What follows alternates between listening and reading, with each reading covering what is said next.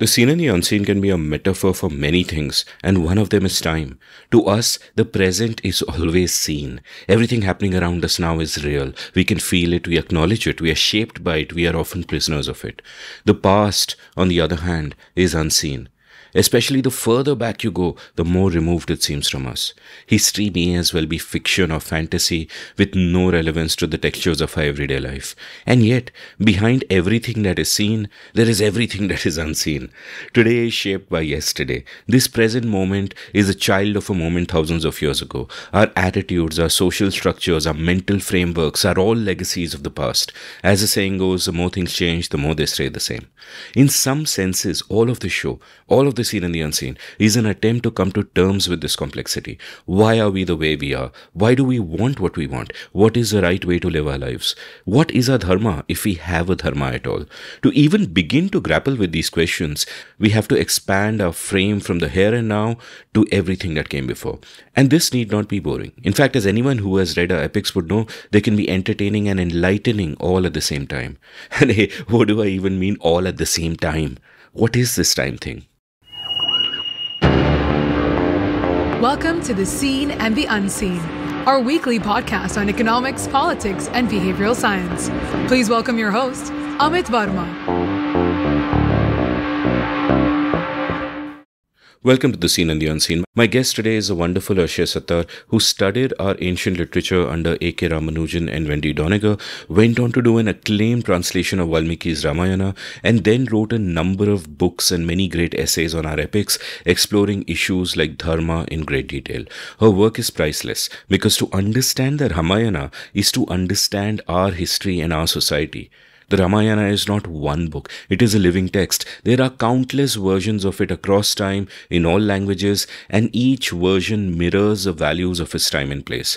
In the shifting sands of the many Ramayanas, you see many Indias twisting and turning and shaping itself. This is extraordinary. This is what makes our epic so special. They are not one thing. In fact, they contain multitudes. Arshia is a great storyteller and a clear thinker, and I have learned so much from reading her books and from this conversation, which was recorded just a week ago in Bangalore. I hope you like it as much as I did, but before we get there, let's take a quick commercial break. Do you want to read more? I've put in a lot of work in recent years in building a reading habit. This means that I read more books, but I also read more long-form articles and essays. There's a world of knowledge available through the internet, but the problem we all face is, how do we navigate this knowledge? How do we know what to read? How do we put the right incentives in place? Well, I discovered one way. A couple of friends of mine run this awesome company called CTQ Compounds at ctqcompounds.com, which aims to help people up-level themselves by reading more. A few months ago, I signed up for one of their programs called The Daily Reader. Every day for 6 months, they sent me a long-form article to read. The subjects covered went from machine learning to mythology to mental models and marmalade. This helped me build a habit of reading. At the end of every day, I understood the world a little better than I did before. So if you want to build your reading habit, head on over to CTQ Compounds and check out their Daily Reader. New batches start every month. They also have a great program called Future Stack, which helps you stay up to date with ideas, skills, and mental models that will help you stay relevant in the future. Future Stack batches start every Saturday. What's more, you get a discount of a whopping 2,500 rupees. 2,500 if you use the discount code UNSEEN. So head on over to CTQ Compounds at ctqcompounds.com and use the code UNSEEN. Uplevel yourself. Arshia, welcome to The Seen and the Unseen. Thank you, Amit. It's a real honor to be on Seen and Unseen because it's certainly the most significant podcast in the country. Yep.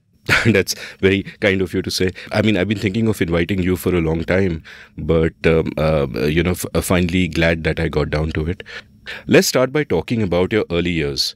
Where were you born? What was your childhood like? Tell me a little bit about how you grew up and so on and so forth. Well, I was born in Bombay.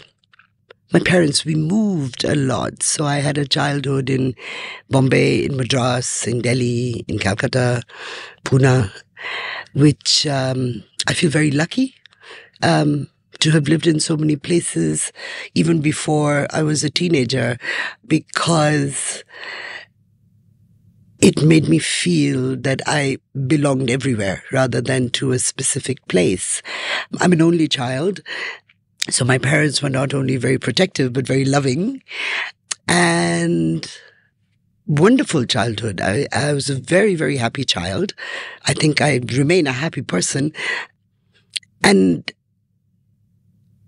I remember traveling. We'd go places, and I remember books. I remember stories a lot. And it doesn't really bear saying, but I was born in 1960, so the books that I grew up with were largely Enid Blyton, Western books, or books from outside the country. As a consequence of which, actually, the stories that I remember best, or the stories that are still with me, are fairy tales and folk tales and myths from other parts of the world and legends and yeah, and I think what unites these stories or makes them a genre, as it were, is the possibility of magic. You know, so whether it's a fairy tale or it's Arabian Nights or something, anything can happen. Anybody can become anything. And I think for a child, especially an only child, that's a marvelous world to live in. And, you know, I mean, years later, when I'm in my 20s, I thought, when I was in my teens, I thought, oh, I'm going to study philosophy. You know, it's very posh and you know everything. I started studying philosophy and I was like, oh, okay, this is not as interesting as I thought. And then I had the opportunity really to take a class on mythology with Alf Hilterbytel. I was studying in the US. It changed my life, Amit. I thought like, wow, I can spend my life reading the stories of my childhood rather than worrying about whether the table is really a table. Do I know you? Do I exist? Is there a self? You know. So yeah. So, you know, when I look back on my own childhood, one of the things I look back on regretfully is that as a child of a sort of westernized elite, in a sense, if you call us that, in my early childhood, I definitely had an approach that the Western literature that I was reading was kind of worth more. And I would sort of condescend towards the Indian stuff and think of it as, oh, this is primitive stuff. You know, who wants to read this kind of stuff? And you're kind of into more sophisticated literature after a period of time and so on and so forth. And the same approach, in a sense, permeated to the arts, where I'd look down on Bollywood, but I'd be deeply into world cinema. And of course, gradually you kind of grow up and you see the light, and all of that changed over a period of time. How was that for you? Like, you know, it's one thing to be fascinated by, say, Hans Christian Andersen's fairy folk tales, and you're reading all of this literature in English. But was the fascination for, say, the Ramayana and our epics something that was there from early on, or is it something that happened after you started sort of studying it, as you mentioned at last by? Actually, Ramayana is one of the first stories I remember hearing. We lived in Delhi, and I had an ayah, Roshni, and she was Himachali. And somebody was always telling me a story at night before I went to bed. My parents, and if they were out, then Roshni would tell me stories. And she told me Ramayana when I must have been about 4 or 5. And my first memory of fear is actually Ravana. Because, you know, of course, Roshni was telling me with much emotion and acting and all of that. And I was terrified that Ravana would come and take me away, as he had taken Sita away. So in a very, very unlikely and unexpected way, it is the story of my childhood. And it's, I guess you could say it's odd. It took me, 20 years to come back to the story, 15 years to come back to the story. And my mother loves to say that, oh, Arshia, she is interested in Ramayana because a monkey bit her when she was 3 years old. So, which I remember. I remember also the monkey biting me. We lived in Madras and we'd gone to Guindy Park, where they have a little zoo. And this monkey managed to get out of its cage and, bit me. I remember that. I remember, going to some very sort of white, bright place where I had to take an injection and all that. So there's a mythological aspect to my connection with the Ramayana, which is the monkey biting me, and there is a narrative, a sort of biographical narrative in that this is a story I first heard from Roshni, both of which I think are actually very important, that, people sometimes use it as a pejorative, like, oh, so-and-so is always mythologizing her life. And it's like, no, we must mythologize our lives. We must see the patterns. We must see the influences. We must see the chaos that we are trying to control. We must see the universe that we are creating for ourselves, the sort of psychological and emotional universe. So to the earlier part of your question, I'll say that, because I was reading stories, and this is really thanks to my parents, because they made sure that I was not only reading Enid Blyton. I was reading Persian folk tales and Chinese fairy tales and all of that.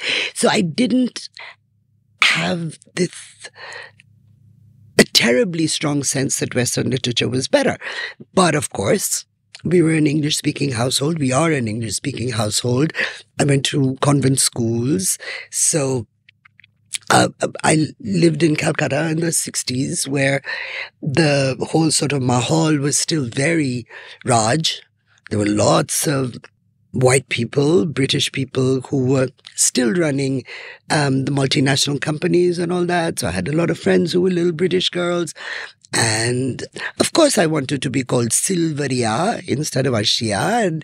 And the pictures that I drew and the stories that I wrote all resembled, what now they call Disney princesses.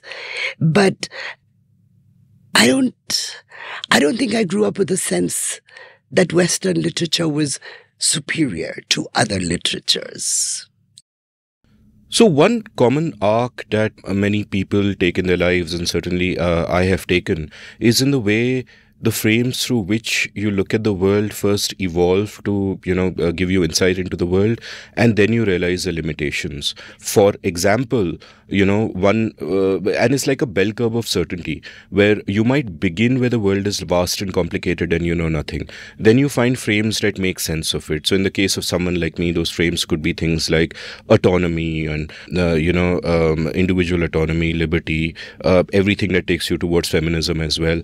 All of that become part of the frames through which I look at everything. And when I consider those frames and I look at something like the Ramayana or our epics, the natural reaction is to be disdainful and just to kind of brush away. And also you become judgmental when you embrace those frames too tightly. And over time, I think what happens is that the certainty also begins to dissipate, that you realize that the world is deeply complicated, that these frames are necessarily reductive and simplistic in some ways. They don't explain everything. And you realize that to understand the way we are, we can't be disdainful of any of it. We have to look back at that, so to say. So, what is, in that sense, I feel that you must have gone through some of that in your dealing with the Ramayana or our epics, because the first natural impulse is to, look at them. And maybe when you're young, you read Iravati Karve's Yuganta and so on. And you're just noticing all the things that you don't like about it. But later on, you take a more generous view. You sit back and you're no longer, looking for prescriptions, but instead descriptions, deeper understanding of why we are the way we are. So, does that make sense to you? Is that a kind of journey you've been on as well? Yes, of course it makes sense to me. Of course we approach stories, and in this case, Ramayana is not just a story, it's a grand narrative of a culture, and to not notice that, I think, would be just stupid. So, of course, one comes at it with a certain naivete.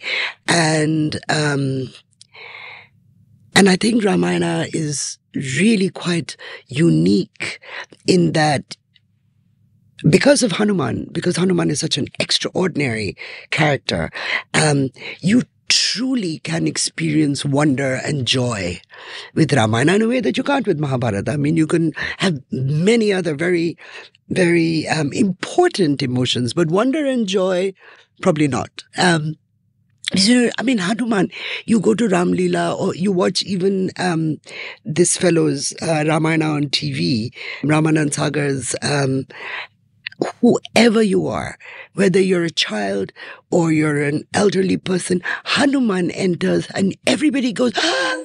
You know, there is a real, you just feel like you're in the presence of magic, you know. In your case, is because Hanuman bit you when you were 3. Of course, my feeling is much bigger than yours, Amit. Yeah. So, but there's, as you said, you know, one grows up in years as well as in perspective. One's perspectives become more complicated, rightly so. And then I think it's very important for us to look back. Not everybody does it, I don't think. And I think that's where many of our problems come from. That the things that we believed were perfect in our childhood, if you still think they're perfect, well, there is something really wrong. You got to do a lot of examining. So yeah, of course, one looks back on the Ramayana and, you know, again, no surprise, you know, being a young person in the 70s and 80s in India, not being a young person, being a young woman at that time, obviously, feminism was something that I was very drawn to, and feminism transformed me, I think, very, very much for the better. And then I started studying Ramayana formally, and I studied it in a secular environment, in a critical environment, rather than in a theological one or a religious one. And yeah, there are lots of things that I find deeply, deeply disturbing about the Ramayana, but also the next step in the trajectory is the things that we find disturbing, the things that make us uncomfortable. We don't always have to reject those things. We have to look at them more closely. And not only look at them, but look at ourselves. Like, why is this disturbing to me? Now, I mean, if it's got to do with violence towards women or misogyny and all, it's like, no, I know why this is disturbing to me, right? But we have to think, again, more largely about where did this come from? Why is it there? Why was it there then? Why is it still here? Am I complicit? Do I participate in this? Where does my critique come from? All of those lenses. You know, it's like when you go to the eye doctor, you wear glasses, so you know what this is like. You know, they put the lens and say, is this better? And take it out, and then red and green. And that is really, I think, how you spend not simply a lifetime with the text, but that's how one lives one's life, no? Trying lenses. Which makes me see better? Which one gives me a more coherent picture? So, I mean, I think of the way I translated Ramayana. I was in my mid-30s when I did that. And I think about the books that I'm writing now about Ramayana, and I can see that it's the same person, but it's an older person now. And I can't say wiser, because I think I had insights and perspectives as a younger person that are really quite electric, as we all do. You know, the sort of the gumption of youth really allows you to see things that, you know, aankhein dheemi pad jati hain. I mean, you get cataract as you get older, you know, so, and both are valuable, both are very, very valuable. And so of course, there are some things that I say, oh my God, I can't believe I said that. No, that's not true. There's nothing that really truly embarrasses me about what I said. But sometimes I'm like, this could have been said better. But it's all all part of the journey, no? I think, yeah, I think with the people that interest me most, whether they're scholars or writers or friends or anything, there's an arc that you're watching. Yeah. Let's sort of, go back, chronology samjhiye as it were, and let's go back to your childhood. Yes. And, you mentioned that you like to draw and write and all of those things. Tell me a bit about your childhood. What kind of person were you? Tell me about your parents. My parents are absolutely lovely. My parents are Muslim. My father is from Gujarat. My mother's from the north. And so we always tease her about that, Arey, all this Lucknowi tehzeeb, and oh my God, you're such a snob, and all that. My father's family was very, like many Gujarati communities, Gujarati Muslim communities, they were very business oriented. My mother comes from a very long and wide line of intellectuals. My mother's father, my grandfather, was the first principal of Ismail Yusuf College in Bombay. He studied in Cambridge and all like that in the 1920s. So I have two very distinct aspects that I grew up with. But so they didn't have an arranged marriage. My parents, they just happened to be Muslim. My mother's older than my father. But what I remember most about them, my father died 20 years ago. My mum is 93 and sharp as a tack, really. What I remember most about them is how much they loved each other.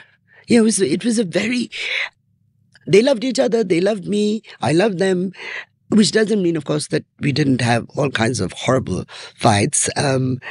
Especially when I was a teenager, and it's like, why can't I do this? And all my friends are allowed to stay out at night, that kind of stuff. Also, slightly more political stuff. I accused my father once of being a running dog capitalist, and he was just like, okay, I'm not going to speak to you for a while. He didn't say that. He just stopped talking to me for about 2 weeks. He sounds like my kind of guy. Yeah. So I get, that's the security that young people have, right? That I am right. And of course my parents are wrong. But there were lots of holidays. It still is my parents' house, my mum's house. It's always full of people. There's always visitors. There's always friends. There's a lot of food, always. Lots of conversation. No alcohol. It's a Muslim house. So it was a very, very happy family. Then there was a dog. And I also remember there was a constant negotiation about what they wanted me to do and what I wanted to do. And there were nothing was ever imposed on me without a conversation. So it was very open, which of course I had secrets from my parents. I'm not going to tell them everything I did. And that also was good, because they were not my best friends, any of that stuff. They were parents. I was a child. It's still possible to love each other. And yeah. And my father never finished college. So he was inordinately proud of me because I went off and got a PhD and this and that. And sometimes I wonder if it intimidated him a little bit, that his little girl had suddenly become talking stuff that he couldn't understand. And he was a very funny man. He was very, very funny. He was very generous. So even if he had these discomforts, they just got absorbed in a much, much larger space. My mother is everything that I am not. She's terribly elegant. She's truly, truly a lady with grace and beauty, and she's soft-spoken. Yeah. And I think because when I was growing up, because she was so perfect in herself, I had to be the opposite. So I had to be a little bit rambunctious and, aggressive and all the things that she isn't. And she, for the last 40 years, has been working with the Anjuman Islam, which is an institution in Maharashtra, which was really formed for the education of Muslim girls. So she's been working there in Pune, and her work is admirable. Yes. So after my father died, of course, we became much closer, my mom and I. And also, and I'm sure you've experienced this as well, you leave home at 18, 19, 20, whatever it is. And when you come back, you realize that your parents are people, not mommy and daddy, that they have personal histories, that they have likes and dislikes, that they actually exist without you. So and that for me was a great, great pleasure. Getting to know my parents, when I was about 20, 21, and then I went away to America, and I was just like, oh, these are actually objectively very good people, not just my mommy and my daddy. So yeah. I'm struck by what you said about them, which might seem to some people to just be a banal observation, but the fact that you chose to mention it drew my attention to it, which is when you said they loved each other, right? And one of the things that I have noticed what happens in sort of Indian society, and maybe all societies and maybe all marriages, is that beyond a particular point in time, you fall into a role. Right, there's this great quote by Iris Murdoch: love is the extremely difficult realization that something other than oneself is real. Right? And I guess that realization can come in the early stages of a romance, but otherwise your median Indian marriage is a marriage where the two people don't really love each other in that way.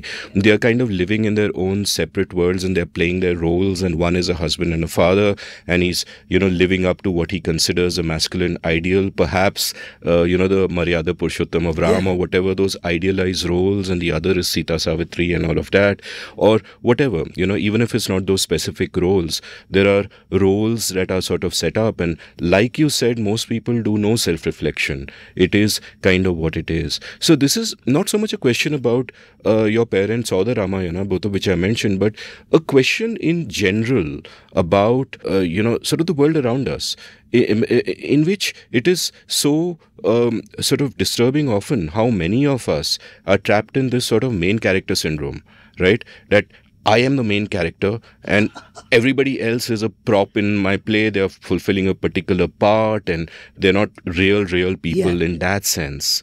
So what are sort of your thoughts about it? Because in a sense, in that particular aspect of first seeing your parents as parents and then seeing them as people after a time, even that is a journey most people don't make. But in that particular aspect, you kind of made that journey, right? And I feel that for all of us, the main character syndrome is reflexive, and you have to sort of be mindful and intentional in your relationships at all time to not fall into those ruts. What are your thoughts on this? God, I mean, that's a really difficult question. I think... Okay, first of all, it's really, really difficult to be a woman in the world, but I'm so glad I'm a woman because there are certain things that women experience more naturally than men do. One is solidarity and sisterhood, right? Indian men in particular are brought up to believe that jungle ka raja hai, ghar ka raja hai, sheher ka raja hai. So I think it's much harder for men to think of themselves as not the main character. Right? Whereas for women, for the good part is that we understand ourselves as part of community, and so we don't think of ourselves as main characters. But the bad part is that it's the patriarchy that keeps telling us, no, you don't matter. You are subservient. You are secondary. So we never think of ourselves as main characters for patriarchal reasons as well, which are obviously profoundly disempowering. But once we actually feel sisterhood or a community, then you can really negotiate the patriarchy in ways that are increasingly necessary. So I think that's one thing. I think also, I wonder if it has something to do with joint families and nuclear families. You know, when we as a society lived in joint families, which are very, very complex mechanisms, which sort of seem to exist in chaos, but of course they don't. They're highly, highly regulated. So how does one individuate oneself in a very, very large family group? Maybe that's why people think, "Nee, I'm the hero of my own story." No, I'm the hero of everybody's story, not just my own story. And I think once we live in more nuclear family setups, then there's less to compete with. So one can think that, oh, okay, these are my parents. This is me. But the narrative that you construct is not simply your own. There's the mother, the father, the dog, the person who brought you up, the person who cooks in your house. So you move from that very tight kinship to the less kinship and the less kinship and, my school teachers, my school friends, the people in the building, maybe it's that, but that's a very, very existential question, I think, that you're asking. I think it's a very important one, that how do we see ourselves in the world? Where do we place ourselves? I'm struck by the lovely word you used, and almost an academic word, individuate, which, and it strikes me that men don't actually need to do this because they are by default, the masters of their destiny. But at the same time, they are also trapped by the patriarchy and by the roles thrust upon them. Yes. So, and both of those hold. And for women, I guess it must at a certain point in time be such a delightful mental leap to be able to take, just to be able to conceive that you can escape all of these, situational, circumstantial things. You said it's hard to be a woman in the world. You spoke earlier about how feminism transformed you. Tell me a bit about that as a young girl growing up. Like, on the one hand, of course, you've mentioned that you were sort of a counterpoint to your mother in terms of being assertive and I guess, all of that. But at what point does your sense of yourself in relation to everything around you kind of begin to form? How do you see yourself when you sort of start to take that step back? I think leaving home was the biggest one. I was, just before I was 22, I went to study in the US. And it was 1982, huh? So you're going to study in the US means once every 2 weeks you'll get a letter. And that was close communication. And maybe once a month you had a trunk call. And it's that extend, 6 minutes, all that. Which actually, I think, sharpened the communication that I had with my family and my friends. And it's not like this constant, like everything I'm thinking, about not only you, half the world, But anyway, this is auntie talk, all of us, after a certain age, we just think that whatever the young people are doing, it's not good. We were better. So I don't want to get into that. But I think particularly because as an only child, I'm a girl child. And my father, of course, out of love and also out of, being Indian patriarchal father, was fiercely protective. Which was weird because also they let me go out at night. They let me go out with boys, girls. It didn't matter.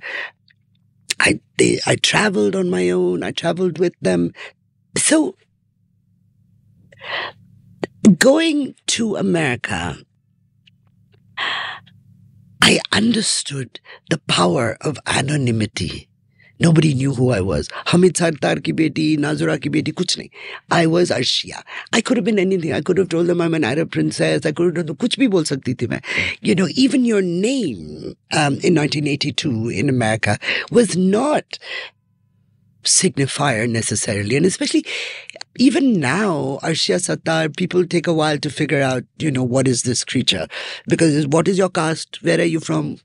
I still get those questions. You think now is not necessary. I mean, these names are potent enough. But anyway, so being in America on my own and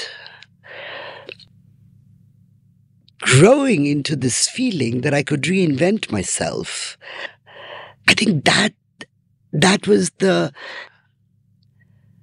starting point of self-aware self-definition, because I was in college, of course, in India, in Elphinstone, in Bombay, at an absolutely magnificent time. It was hugely, hugely free, Elphinstone. All kinds of people were there, leftists, rightists, centrists, red, green, blue, yellow, everything was there. But you're still part of a group, like a class group or a school group, because school friends that I had graduated with also went to Elphinstone, and you're still hanging out with, other people on your street, or your building friends, or and America wasn't like that. It was just like, okay, I have to really start from scratch. I have to make new friends. And I have nothing in common with these people. I didn't have a natural class affinity. I certainly didn't have a caste affinity. Also, in 1982, there were very few of us going to America. The big migration had been in the 60s. And they, and their kids were too young to be our classmates. So this was a new generation. After that, between the 60s and the 80s, rich Indians or ambitious Indians or Indians who wanted to study more was still going to the UK. America was like, it's a brash country. Really posh people don't send their children there. So it wasn't even like I had an Indian community to join. And of course I carried many of the reading tastes and the ideological positions that I had been a part of in India. Of course, I carried those with me. But suddenly I had to, not suddenly, it wasn't sudden, it was slow. I had to sharpen these things on my own, because my best friends who I used to read with, or my best friends who used to go on, Dharma and this, they were not there. So what is the political decision that I'm going to make? Who am I going to align with? And I remember, for me, as a young person, I studied for 2 years in Washington, D.C. One of the most important things that I did was, it was 25 years of Martin Luther King's I Have a Dream speech. So I went to that rally on my own, right? So I suddenly started doing things on my own. And and lots of the books I'd been reading in India, I was just like, I couldn't be bothered anymore. But new stuff was coming to me. Another very, very, very important moment that I remember was the Dalai Lama was coming to campus. And this is 1982. He was not the Dalai Lama that we know now. He was not speaking any English. He was a much younger man, obviously. And he was speaking through an interpreter. So I went, this guy that I knew, I can't even call him a friend. He's like, oh, I'm going to the Buddhist center in the evening and the Dalai Lama is going to be there. Do you want to come? So I was like, So I went and he blessed me and he gave me, and I shook hands with the Dalai Lama and all that. I mean, in 1982, this was like, okay, this is very special. But now it's a miracle, that things like that. So I think once you become aware that you are defining yourself, then all these other things start to coalesce. And then as you get older, you within that coalescence, you seek coherence, because otherwise all of us hold so many contradictory ideas in our heads at the same time, or even, in the way we live our lives, like everybody is like, oh, climate change is a terrible thing. Oh, carbon footprint. Everybody say, but you're still in your SUV. How is that? You're still ordering from Big Basket. What about all the plastic? So I think as you get older and you try to simplify your life without impoverishing your life, these kinds of pathways become important. They become visible. So, building a self is a lifetime's work. And then you die. Ha! Yeah, so it's all futile. We are kind of on the same page there. I'm known for being very nihilistic in my way. So here's another question. Like one part of sort of understanding feminism as a man is understanding that women, when they live their lives in India, even today, have so many other layers of awareness that they have to carry with them. So as a man, I go out for a walk at midnight, or I enter a lift with 5 other people. I'm chilling, right? I'm in my own bubble. Nothing can affect me. Women are taking all that into account, right? So that is one kind of layer that women have and that men gradually figure out. And another sort of layer, I guess, is just what comes from being a well-to-do Hindu. That a layer of what a Muslim might feel in a place where his Muslimness is apparent, for example. And I think this is much more, I would speculate, this is much more an issue today than it perhaps was, because growing up I don't really remember it so much, or maybe I was blind to it because I was in a bubble. So tell me a little bit about this, what sort of growing up Muslim, albeit in what I'm guessing is an elite westernized family, what that was like, and how the idea of India was looked at that time. Like one of the anecdotes that moved me greatly, I think it comes from a Harsh Mandir piece on Ehsan Jafri, was about how there was a riot sometime in the 60s where his house was destroyed or whatever. And the advice he was given is, why don't you move to this more Muslim neighborhood and all of that? And he said, no, I'm not going to ghettoize myself. That's not my idea of India. My idea of India is we're all kind of living together and we are all chilling, right? And we know what happened. So the question there is that, what was it like when you were a young person growing up? Was it a layer that you have to be aware of in any context? In what ways have you seen the world changing in that sense? Well, honestly, I didn't grow up Muslim. I knew I was Muslim, but it didn't mean anything. Somebody's Gujarati, somebody's Marathi, somebody's Musalman. Maine hi nahi rakhta tha at all. Also, I think because my parents, they both have a practice, very, very private practice of Muslim rituals and all like that. But we always celebrated Eid, of course, in the house. But somehow, and I don't know how this happened, I never learned to say my prayers. I never learned to read Quran. My parents tried, of course. I had to go to some Mullaji or some Mumani Jana, but I was always protesting. I could not deal with it, not because I was some rebel or anything like that, but it was on my school holidays. I had to go and, it was not fun for me. And I think my parents understood that there's no point in forcing this child to do this now. And I think they imagined that at some point in my life, I would learn to say my prayers. It'll come back.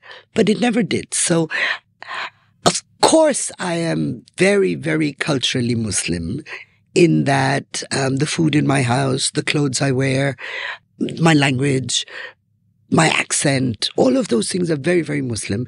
But both my parents have had, separately from each other, more and less intense ways of actually practicing Islam. And there's always, always, always been a lot of discussion about what it means to be Muslim in the household, right? Like one of the things I would say to my parents, again, it was, like one of those outrageous things that only a young person can say, like, you are not Muslim, you don't practice, where is your namaz, you don't go on Hajj, you don't give zakat, tarara. And both my parents are like, what do you know, little girl? But it was a real conversation. How can you be a Muslim if you don't do namaz, 5 waqt ki namaz, and if you don't think that going to Hajj is important? And of course they give zakat, but the so-called 5 pillars are not observed fully or at all. And then this other conversation of to be a good person in my parents' categories of good people, do you have to be a good Muslim, or is it possible to be a good person even if you're not a good Muslim or a good Hindu or a good Christian? So, lots of that kind of conversation. And then I went to the US in 1982, and of course I would keep coming back. But effectively, I came back to live in India in very early 1990. So Shah Banu had happened, the Diorala Sati had happened, the weaponization of Rama had begun. All this time I'm studying Ramayana. And so I come back in 1990, Sanjay and I come back in 1990. And, all this bubbling, the Rath Yatra is going to happen, that Mandal Masjid was happening. Oh, and of course, also what had happened in the 80s was satanic verses had been banned. So the polarization was, really quite severe. But people like ourselves chose not to see it or didn't recognize it. We thought like, ye to ho jayega, But in 1990, when I came back and I was talking to my friends who'd been my friends, through college and everything, whatever I said in this conversation, somebody would say, oh, but you're speaking as a Muslim. And I was like, no, I'm not. I'm speaking as a human being. I'm speaking as a woman. I'm speaking as Arshia. I'm not speaking as a Muslim. But it was not possible for me to participate in that conversation as a secular person or a person without a religious identity. My Hindu friends could perfectly participate in that conversation without this being leveled at them. And of course, since then, it's been growing. And now, Amit, I can say whatever I want about who I am. But for the world, I'm a Muslim. It's like a tattoo, on my forehead. Musalman hai. Yeah. So I was thinking, like, what the hell did I spend 60 years doing, developing an identity that was, so unique, so, I think that is the most horrific change over, these last decades, is that we are defined more and more narrowly, right? And not simply by the world, even by ourselves. I am, the whole gender spectrum business, the whole national identities, and within national identities, parochial identities. And that, I think, is something is going to take generations to recover from smaller and smaller identities rather than more and more inclusive identities. So it's, certainly, my generation never thought that this would happen. Or not that we would live to see it. And yet, I think that one of the reasons it has happened is precisely because my generation abdicated. Like either it's not going to happen, that ostrich thing, or many of us went abroad and never came back, or we were too busy being cool and smoking dope. We ceded the stage, the national stage, to a very, very different kind of ideology and a very, very different kind of discourse. And now that we have been disinherited, as it were, disenfranchised, now we're all on the margin saying, hey, he can say what? He can say what? It's just too late. So I do think that, of course, it's very important for us to push back. It's very important for us to complain. It's very important for us to develop counter narratives. But we also have to take the responsibility for having not seen what could happen. That confidence that we are a secular country, or the confidence, the more embarrassing confidence, Arey, we are the intellectual elite. We may not be a money elite, but we are the solid middle class. We will always be in control of this country, right? And now we're not. It's a very timely slap in the face, but yeah. So I have sort of two related propositions. Tell me what you think of them once I go through them both. One is that what we see happening in our society is not something that is necessarily new. It is just an expression of the way that we always were. I did an episode with Akshay Mukul on his great book about the Gita Press, and our society was always like this. Like many of the issues in the 1920s are issues that you would imagine are new, but they're not. They were there in the 1920s, like love jihad, cow slaughter, so on and so forth. So this was always kind of waiting to happen. And my second proposition is that I agree totally with you about what you said about elites abdicating. I think what happened was that when the country was formed, we gave ourselves a constitution, elites gave ourselves a constitution that was relatively liberal, not as liberal as I'd like, but relatively liberal to the country. And we were like, kaam khatam. Constitution bana diya. We've built these little bubbles for ourselves in Lutyens, Delhi and wherever else. And our work is done and everything will take care of itself. And our work was not done. Politics, I keep saying, has caught up with society, which is where we are today. And do you feel that this was sort of inevitable, or could something have been done? Like in hindsight, it is easy to look back and say that, hey, we abdicated. The task of building a liberal society was still in front of us. Giving us a liberal constitution was not enough. So do you feel that in some ways that this was inevitable, that we were going to get here because this is what our society was? And of course, perhaps exacerbated in modern times by just the structural incentives which push politics to the extremes always, which even makes these kind of simplistic narrative battles almost inevitable that we find. That's very well put, Amit, because, 1947, in terms of world history, there's been 2 world wars, the Holocaust. Yeah, we have seen, not Indians because we're so cool, the whole world has seen what human beings can do to one another, right? So what people try to build to replace the inequalities, the prejudices, the tribalisms of the first half of the 20th century were things like the Indian Constitution, right? And that sort of euphoria all over the world carried into the 60s, yeah? There's Woodstock, there's, students marching in the street in Paris. There's 1968 was like a year of 100 flowers blooming, really. And that generation, which we are a part of actually, even though we're born in 1960 and all like that, but we believed that a better world was possible and that we could create it. Right? But that's where we stopped. We thought, okay, it's ready now. We have made this constitution in India, or like in the West, perhaps we have fought the battle. By the 70s, like the Vietnam War is over. There are new nations in the 60s. There is the Bandung Conference. There is like Panchashil. There is a sense of like the so-called third world or the global south rising to its own destiny. They're in control of their own destiny. Self-government, nationalisms, diversity, pluralism, everything.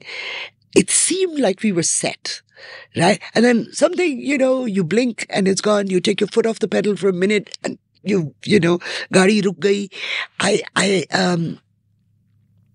I think the mistake we all made all over the world is not realizing that gardens have to be nurtured. We sowed the seed and said, now God will take care of everything. Or nature will take care of everything, whoever you believe in, right? But we forgot that we need to be gardeners, that this needs to be tended, that, you make sure that you don't get like aphids, that, weeds don't grow and cover the grass. We just became less aware of our surroundings. And I think that part of that is naivete. I think part of that is arrogance. I think part of that is not understanding or not fully understanding that time is cyclical. That it doesn't mean that something's not going to come back. Just because ek baar ukhad liya, one time you've uprooted it, it may still come. So we were not prepared for the same prejudices and the same discomforts to reappear. And we are incapable of fighting them in some way. Yeah, because we're the middle generation. We're not the people who fought for independence because they have a way of fighting that. We were the ones who inherited promises and dreams and aspirations and all that. We were the lucky ones, So we're also namby-pamby. We don't know how to fight back. We don't have the vitriol. We don't have the certainty. I think one of the things also that defines our generation, which is something I used to be really, really proud of, is self-doubt. That you're constantly re-examining yourself, that you're always wondering, am I doing the right thing? Is there somebody I'm not listening to? Do I have a blind spot? And that self-doubt now looks like paralysis, actually. It's a lack of certainty, really. But also, we are the generation that grew up, I think, very, very profoundly with existentialism. That what if there is no God? Where do I find meaning? And if it's up to me to create meaning for myself, it's dark, it's difficult, So for all that we were the sunshine generation with our flower power and all of that, we were also a generation that really had to chart its own course, because we were not like aligning ourselves with religions that gave us certainty. We were also questioning ideologies, however much we were leftist and all like that. It was after Stalin. We knew about the purges. We knew about the horrors of state communism. So we were also a generation that was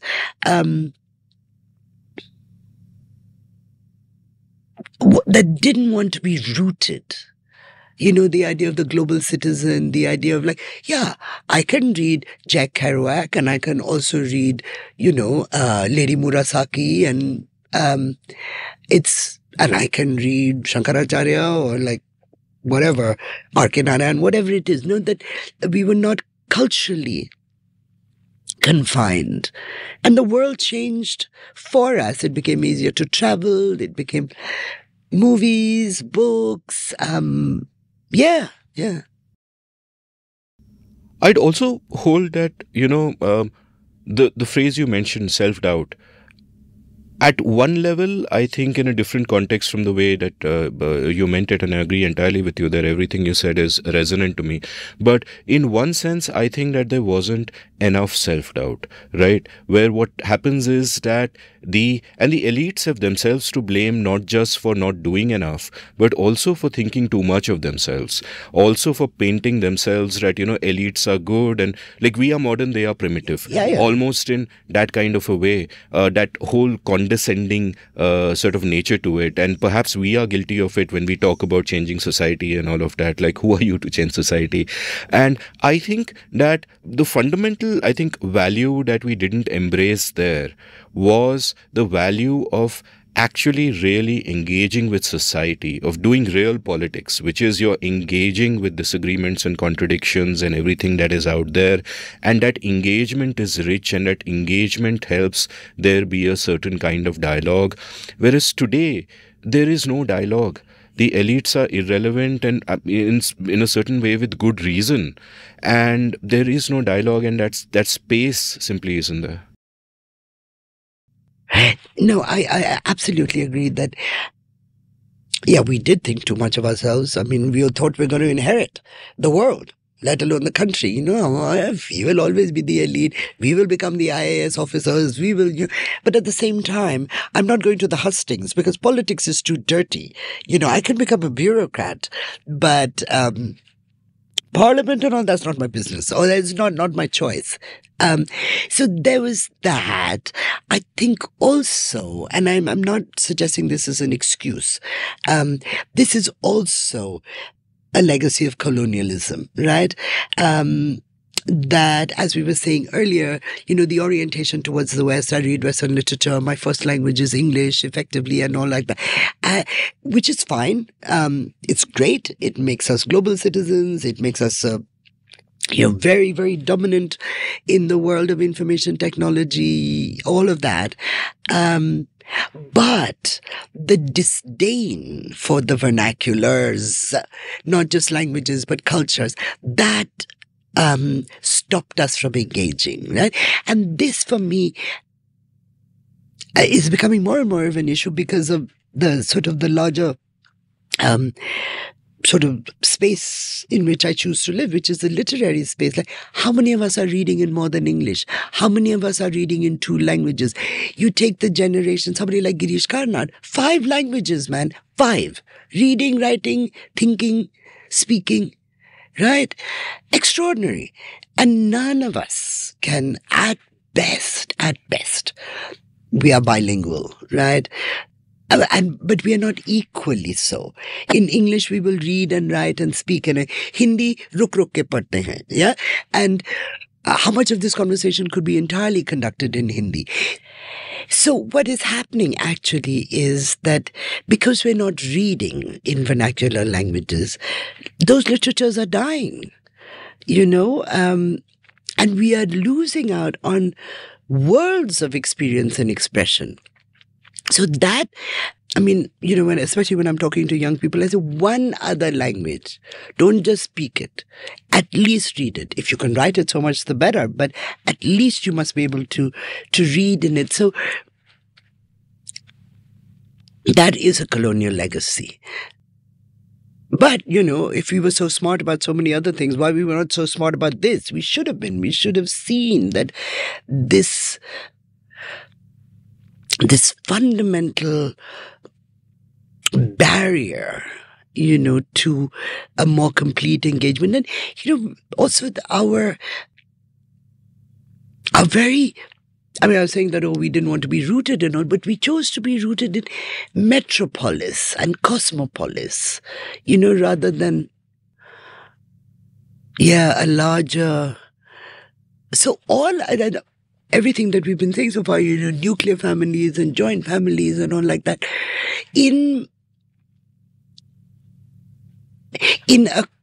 our quest for modernity, because it is a quest for modernity, I think we didn't carry enough of the past with us. We only looked forward. We didn't look back because we thought if we're looking back, there is casteism, there is hierarchy, there is gender discrimination. Of course there is, is. But we could have taken the better bits of it and left the worst behind. So, but again, Amit, I think the way people are talking about what happened in America with Trump and what's happened with Brexit in the UK, it's the same thing, that there's a cosmopolitan elite that is seriously disconnected from a working class, right? And in the West, of course, working class means something very different, because here we have feudalism, we have working class, we have the rural poor, we have Adivasis, we have Dalits, there's so much more to be disengaged from in India, actually. Yeah. I think these sort of globalized elites across the world are also different from each other in many, subtle ways. Like you pointed out, in India, there are so many other layers to it. And part of that sort of colonial legacy also is that when we talk about being bilingual, we automatically assume one of those two languages is English, right?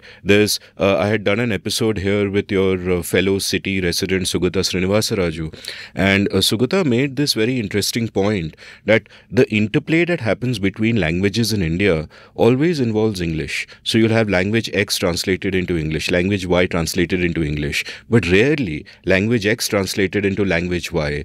It is as if English is the center of the universe. You go to small towns today and one of the big sunshine industries is English coaching classes. And part of that is, of course, it's natural, it's rational. That is a bridge language to the world. So that's all cool. But at the same time, how can you engage with a society if you're not talking the language of that society? And those of my guests who've grown up reading Hindi newspapers or Kannada newspapers, or who've grown up reading other than English, they always tell me this, that there's always an additional perspective that they have, and they just don't see these city slickers have that at all. Absolutely right. I mean, when we say bilingual, we almost 90% of the time we're talking about English and another language, right? And the other language is typically our mother tongue. But one of the reasons that's happening, and I do a lot of work with not simply myself translating, but with translation programs and translators and all. It's where are the people who are translating from Marathi to Gujarati, right? Our parents, perhaps, right? But not people my age and people younger than me. I mean, so many of my younger friends in Bangalore, right? Very comfortable speaking Kannada, Tamil, Malayalam, understanding Malayalam. Some people even speak Telugu, Hindi, English, like Bombay, 4 or 5 languages. Like, can they read? No. Can they write? No chance. Right? So, it would be impossible for them to make a translation from Kannada to Tamil.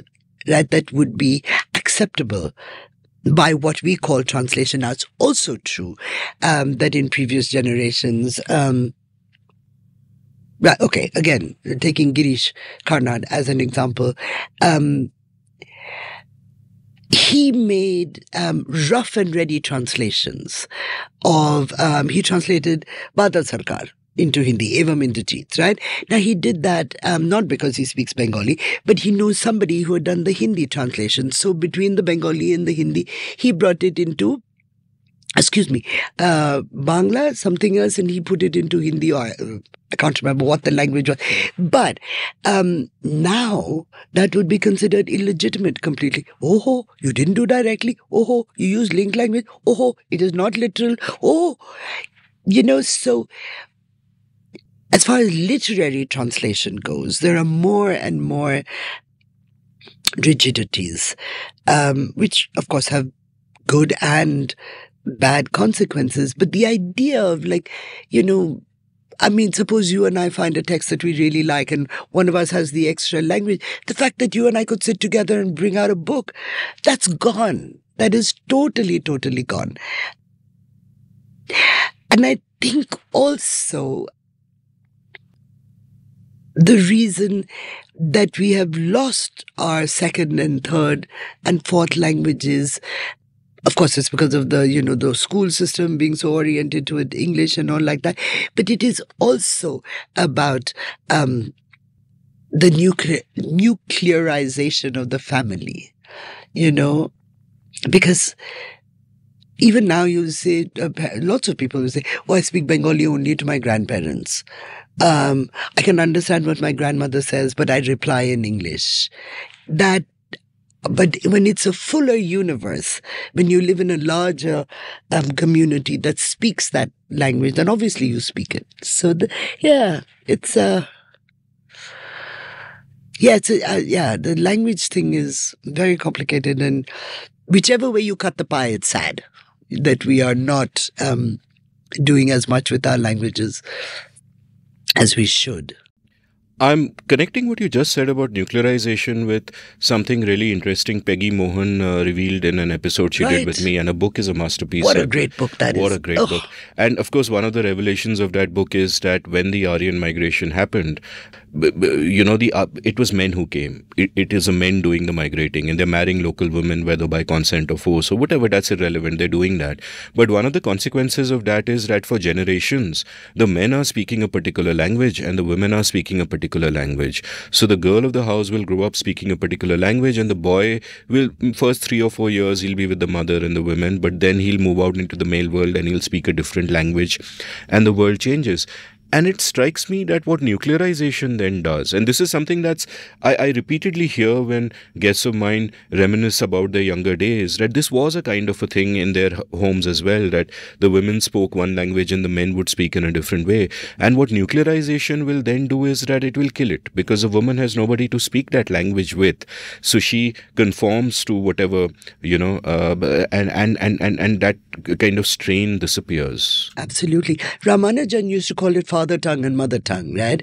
Only Ramanujan has this kind of like genius, because it's literal and it's metaphorical.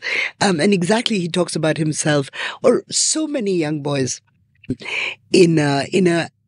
ironically, so many young boys in a more divided household spent their early years in the kitchen with their mother and the mother tongue. And then my mother grew up like this because her father was very insistent that they should speak English. And her mother, my grandfather got his arranged for his wife an English tutor and this and that. And she enjoyed her things, whatever. And then one day she said, no, I'm not going to speak English because otherwise our children will never learn Urdu. So she made that choice that there will be a separated discourse in the house. But what Ramanujan says also is that we talk about different things in our father tongues and in our mother tongues. Yeah, that the mother tongue is the language of intimacy and the father tongue is the language of the world outside. And Peggy Mohan's thing also, I was Wendy, my teacher, Wendy Doniger, and we were talking about her book, and the sort of the sweetness that she brings to the possible interaction between the Indo-Aryans, the Indo-Europeans who arrived and the local people, and the intermarriage, and, again, like how the boys would be with their mommies. And then after a certain age, they had to go out and live the lives of their fathers. And Wendy was saying that really it was those little boys who were the transmitters, right? Of words, of sounds, of the retroflex sounds, because from talking to their mothers, they took it to their fathers. And so what we think of as Sanskrit is actually, it's a language made possible by what the children took from one parent to another. And that, I think that is so beautiful to think about, because otherwise we think, oh, Vedic, oh, Sanskrit, oh, Brahmins, oh, men, and everything is very sterile, and we're supposed to be very impressed with it. But when you think of it as little children, as being couriers of languages and words, and how those words then become part of the outside language, Yeah, Peggy Mohan's book is fantastic. Absolutely. And that's a lovely insight about little boys being carriers, just for the benefit of my listeners. Basically, retroflex sounds is what makes daat into dant. The d and the t instead of the d and the t. And these sounds are not there in the other Proto-Indo-European languages, but they're there in Sanskrit. And that means that there is an influence in Sanskrit of the local languages as they happened. And that thought of little boys going from from, their mother's room to their father's room and carrying these retroflex sounds with them is so delightful, because I don't think Peggy mentions that mechanism in a book at all. That is Wendy Doniger's edition. It's and there is there is a strain of thinking on YouTube, and it's kind of popular these days, that the Aryan migration is a myth. And I just want to point out for my listeners that there is now solid scientific evidence that it is not, and we should not call it Aryan invasion theory, it's Aryan migration theory. And I would recommend you listen to my episodes with Tony Joseph and Peggy Mohan. Tony Joseph brings forward genetic evidence, Peggy brings forward linguistic evidence, and it's really solid. And if you still insist on believing that it must be a myth, perhaps you should ask yourself why you want to believe that. But my little rant aside, let's move on to chronology again. Let's go back to you in university, or you before university. Like, what I'm curious about is that before you sort of leave India at the age of 22 to do your MA and so on and so forth, and then to Chicago for PhD, what was your conception of yourself then? Like, what did you want to be? Like, I'm sure at that point you weren't thinking that I'm going to be a Ramayana scholar, right? No way. So tell me a little bit about that, the sort of pre-Arshia, as it were. Pre-Arshia, yeah. Well, I always wanted to be a writer. That was not always. Well, my first ambition was to be a writer. And I used to write stories, which of course were about Disney princesses, basically, But okay, so this is one of the mythologies of my life. It's a true story, though. So my parents were friends with Nissim Ezekiel.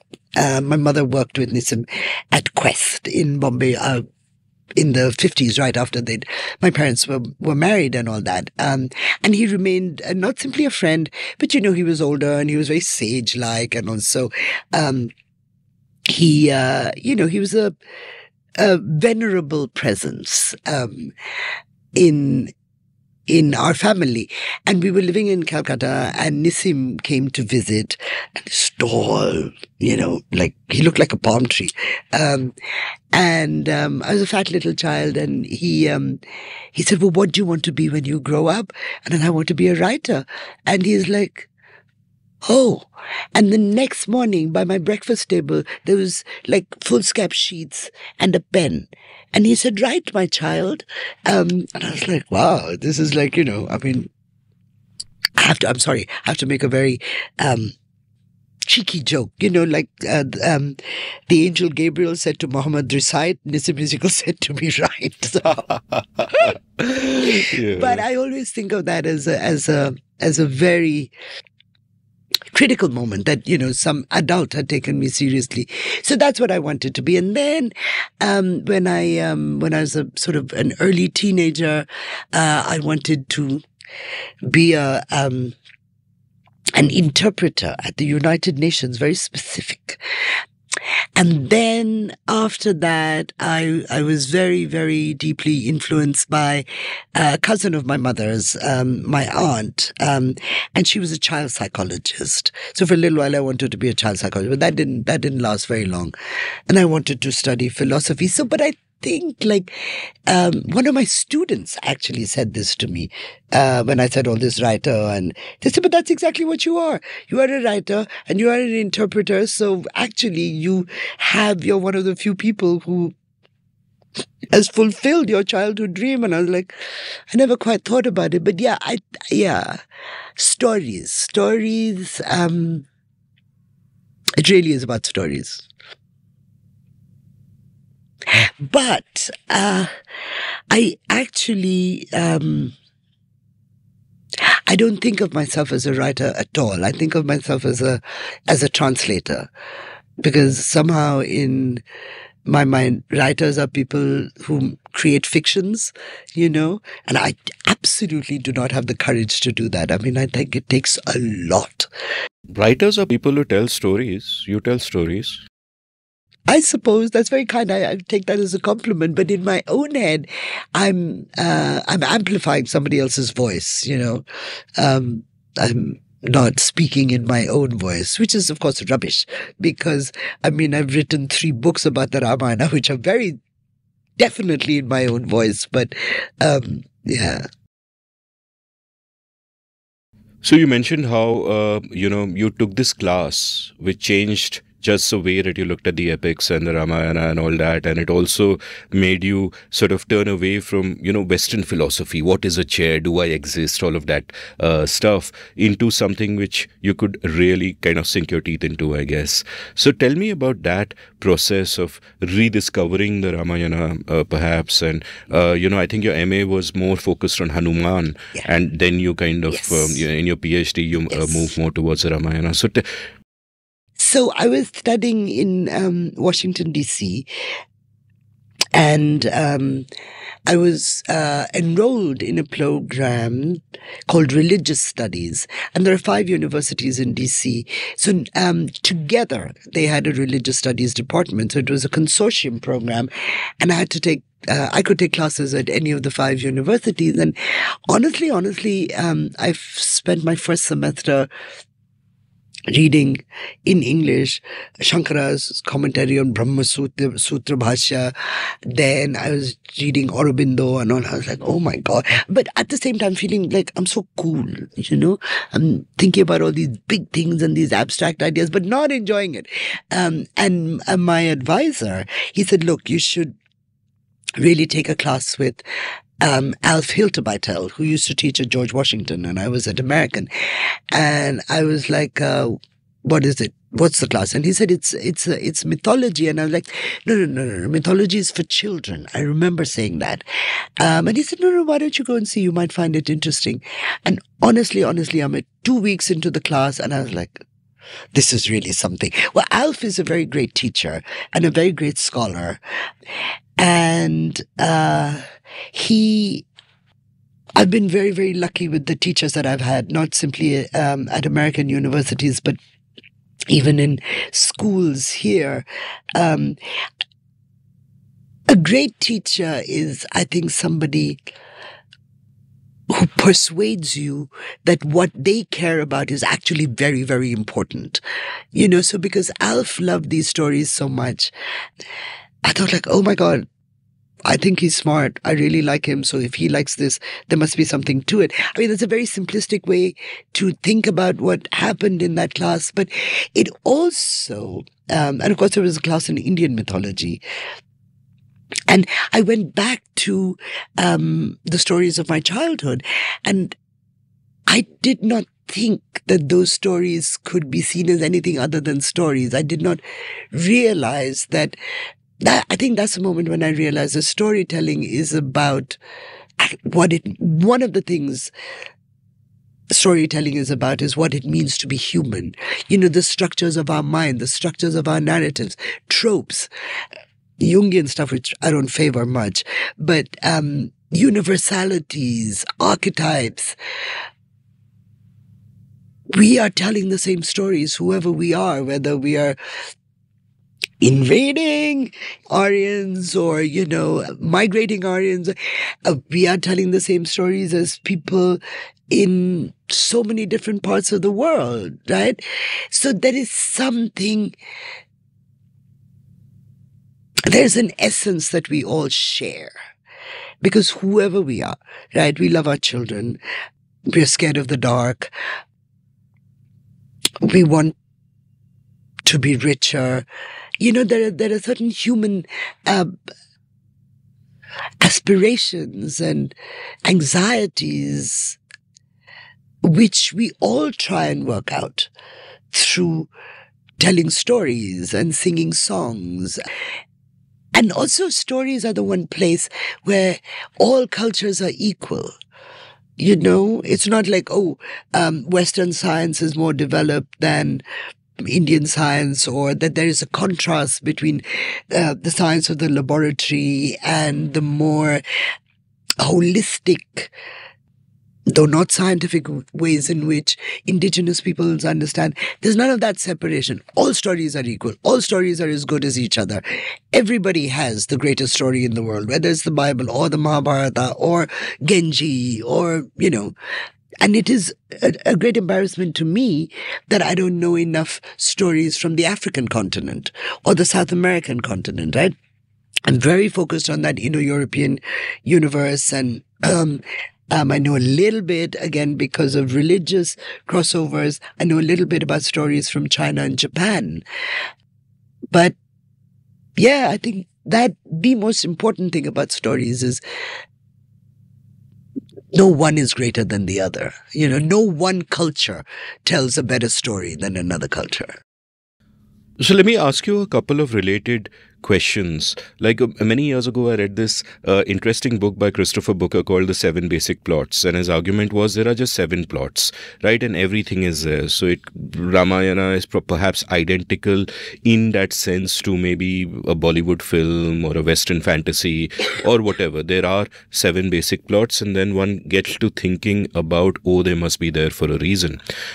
I was also struck by what in a couple of episodes ago, my friend Raghu Jaitley quoted this line from Sahir, where I'll just sort of read this out, where he said, and it's from a Sahir Ludhianvi song, which goes this way, ये पाप है क्या, ये पुण्य है क्या, रीतों पर धर्म की मोहरे है, हर युग में बदलते धर्मों को कैसे आदर्श बनाओगे, right? And the indication, of course, is that it is not that religion is the original thing and society emanates from there, but society is a particular way, and you've got your mores and your conventions and all of that, and religion is sort of a codification of that, and as society changes, religion changes, right? So my 2 questions, and sort of related questions, and they might even be the same question, is that one, in the context of stories and human beings, that, what do the stories we tell, or structurally these common tropes that kind of carry through across cultures and across whatever, what do they say about human beings and what we want and what we are like? And I guess the other question about, myths, what do they reveal about society, is in a sense perhaps a subset of this. I think stories tell us who we are. And I mean that that's a multivalent statement, and it should be a multivalent statement, right? And that, I think, is why we tell the same stories, but we tell them differently, because the Indian subcontinent tells the stories in this way, the Farsi people tell the same story in this way, and then, so and so and so and so and so. So stories are both universal and very particular. Most classical stories, myths, which are always written retrospectively, yeah? Even myths talk about a time that was before, not a time that is.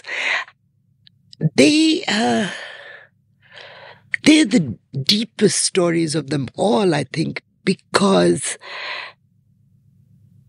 fundamentally they're about what happens when we die. They're dominated by a fear of death, right? Because, okay, so if you're a Norse warrior, you go to Valhalla. If you are if you're a Vedic person, then you worry कि मुझे क्या होने वाला है. If you're an Indus Valley person, we don't know. Because this is a contrast that I'm quite staggered by, actually, that the oldest traces of our civilization, we have so many artifacts, we have buildings, we have coins, we have jewelry, we have seals. We don't have any idea of what they were thinking, right? And then the next civilizational moment in India is the migration of the Indo-Europeans, the Aryans, right? Not a single piece of anything, but everything they thought, we know. We know what they think about the dawn. We know what they think about Indra. We know what they think about the fire. We know what they think about your husband's second wife. Sab kuch. And about meat eating, which they seem to approve of. Yeah, exactly. Also, yeah. So I think that when we look back, especially in times like this, when we look back at Indian history, or the Indian history, not even the origins of humanity or Homo sapiens, Tony Joseph's work is so important in this regard. But anyway, when we look back on history, there's so much certainty. Indus Valley was like this. Aryan civil. How do you know, man? How do you know? One thing, we don't know what they thought. The other people, we don't know what they left behind. Where did they live? Right? What was... So I was once... One of the times that I've been asked to work on a Ramayana film, and of course I won't mention any names, I was taken to meet the director. I was working with the scriptwriter and I was taken to meet the director, and the director is like, "But what did it look like? What if I want to show Rama's palace? Give me a description of Ayodhya." I said, "Give you a description of Ayodhya? I can only tell you what Ramayana says." And Ramayana doesn't say much except the buildings were very tall and very white. But what was their shape? Were they pointy? Were they flat? Who knows? Right? But picture kaise banaunga if I don't know what this is? I was like, I'm not the movie maker, man. That's your problem. But so it's quite staggering that we're producing these certainties about the past from nothing. And also, of course, the certainties we're producing are very us and them kind of certainties, right? Anyway, so back to what do stories really tell us? So I think stories locate us in a very complicated web of relations, right? Stories are about how we deal with each other, how we deal with the gods, how we deal with the things that threaten us, so they become Rakshasas, Asuras, Daityas, whatever it is. I think stories, the stories that we should have paid more attention to are the stories that tell us how we live in nature, how we might live in nature, how we should live in nature, how we actually... So stories are very much about locality. You know, that not what does it mean to be Indian, but rather what does it mean to live in a mountainous land? What does it mean to live by the seashore? Who do we speak to when we feel gratitude? Who do we speak to when we feel fear? And as we need to generate objects for our emotions, then we make gods, right? And then we know that we have to live with people like ourselves and people not like ourselves. Then how do we relate to them? So for me, Ramayana is a story. The Dharma in the Ramayana, the how to be good part of the Ramayana, how do we be good and true to the people that we love? And Mahabharata is how do we be good and true to the people that we hate and who hate us, right? So that also we have to figure out, not simply for those who are like us and those that we love and those that love us, but how do we deal with people who are not like us? What do we do with excess? What do we do with scarcity? All of this is in mythology. What do we do with the rain? How do we understand even what rain is? Yeah, okay. So now we know, right, that science has told us that, oh yeah, evaporates, goes, becomes a cloud, comes down, How unromantic. You know, but if Indra is doing this, right, then a child can understand it as much as a grandparent, right? So I really think that stories are the wheels upon which civilizations move and develop and all that. You know, they're what make movement possible. You know, they're ball bearings, they're like that. Yeah. And you know, there's all there are more logical reasons for why stories are told. Oh, hunter-gatherers, what did they do at night? They built a fire, they couldn't go to sleep, they started telling. Very sweet. But that's a sort of, it's mechanical. It's the mechanics of storytelling. You know, there has to be a fire, there has to be a group of people who speak the same language, who share the same experience. It doesn't answer the why. It only tells us the how stories were told. But why are we telling stories? To just make ourselves feel like we belong on this planet, that there is a place for us. It's not an accident. It's necessary. It's not contingent that we are here. Yeah.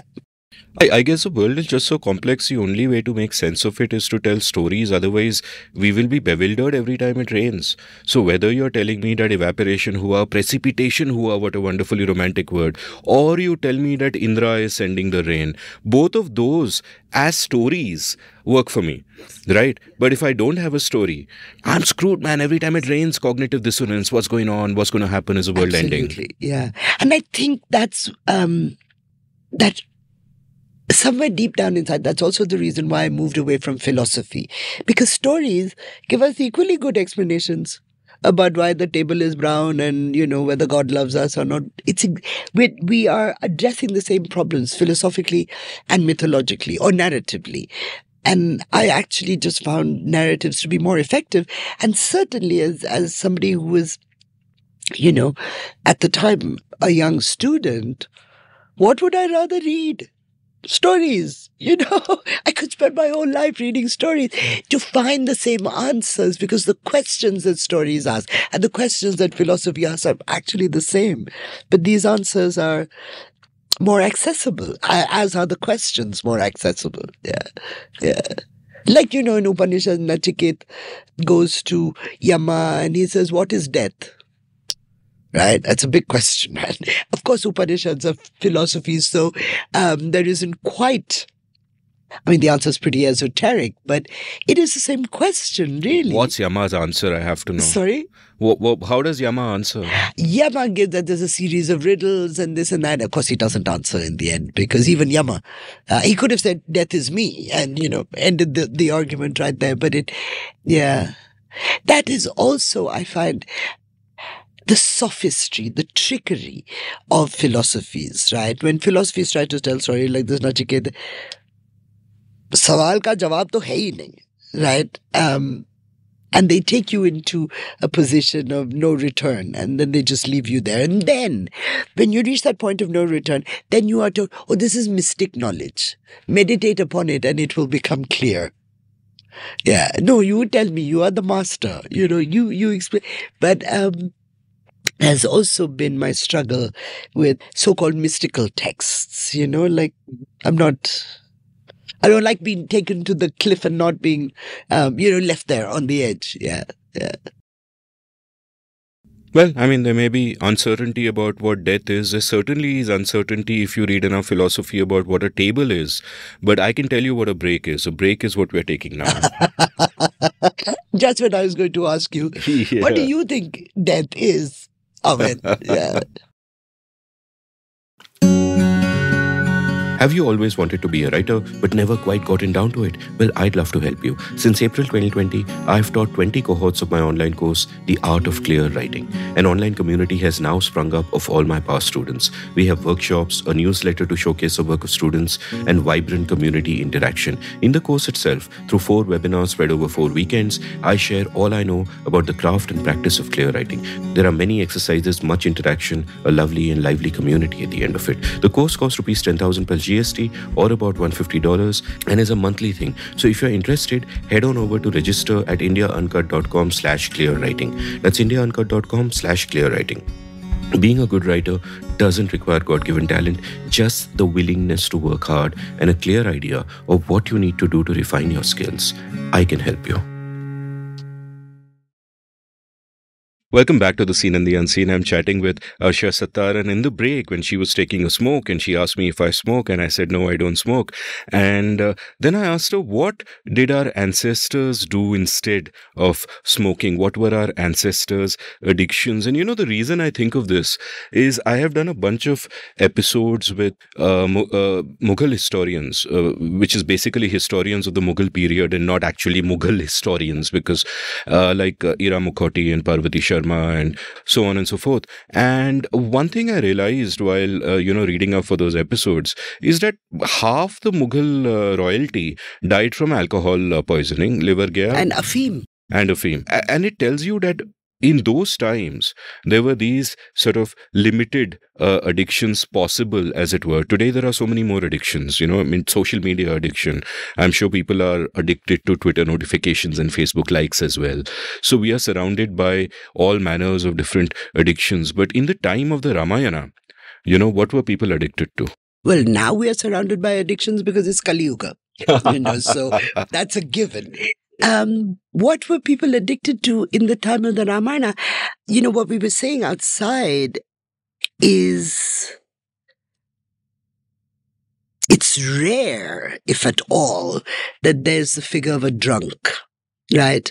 Or, as you said, we know so many of the Mughals. Jahangir, for example, was an opium addict, and opium somehow is associated very much with Islamicate cultures, right? But we don't have the image of a drunk. We have, thieves, and we have philanderers, and we have dishonest merchants in Katha Saritsagra, for example, and we have people who are adharmic. We have fallen Brahmins, we have cowardly Kshatriyas and all like that. But the drunkard or the addict is more common in Arabian Nights kinds of stories, not in ours. And what were people addicted to? They must have been addicted to something. Addictions are pleasures that have gone awry, as it were, I imagine there was some kind of grain alcohol, and certainly in the Vedic period, what is this mysterious soma, right? That people are drinking and saying, "Arey, I'm the king of the world and I can fight without pain." And of course, that is also an Indo-European trope, because the Norse warriors had some substance that they would drink, and they would go into battle, and they were called the berserkers, which is where and they just sort of, they would manifest bear-like characteristics. So something is going on.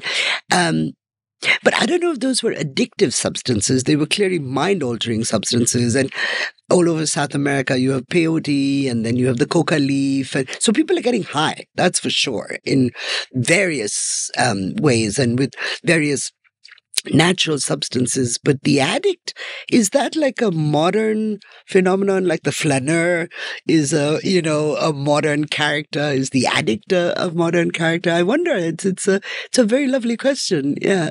What do you think they were addicted to?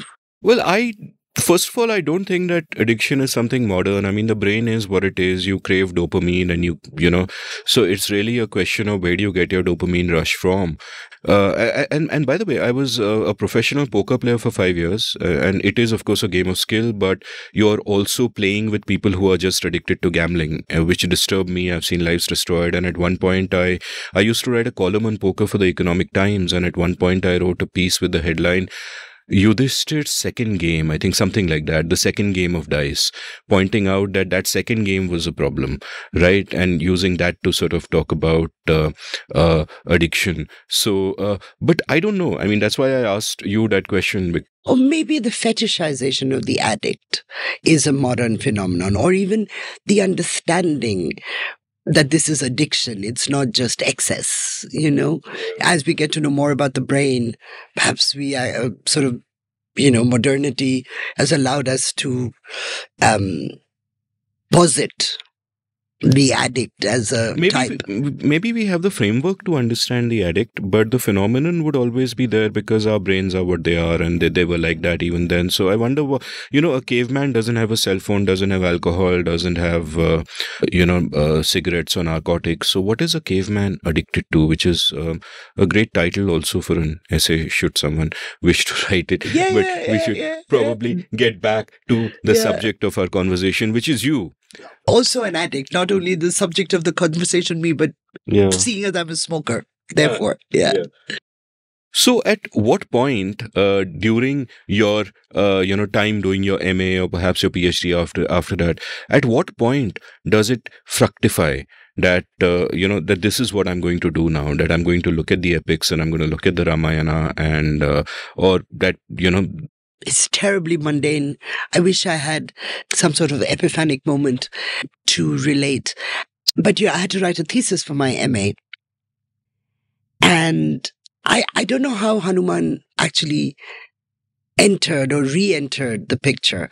But my thesis advisor in Washington, D.C. was professor called Charles White.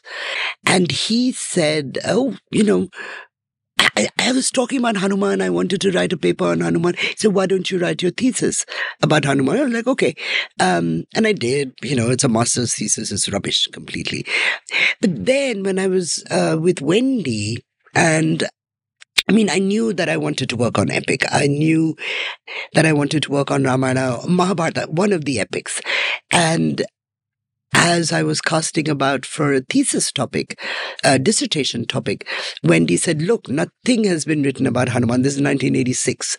And she said, why don't you write about Hanuman? I was like, oh, I can do that.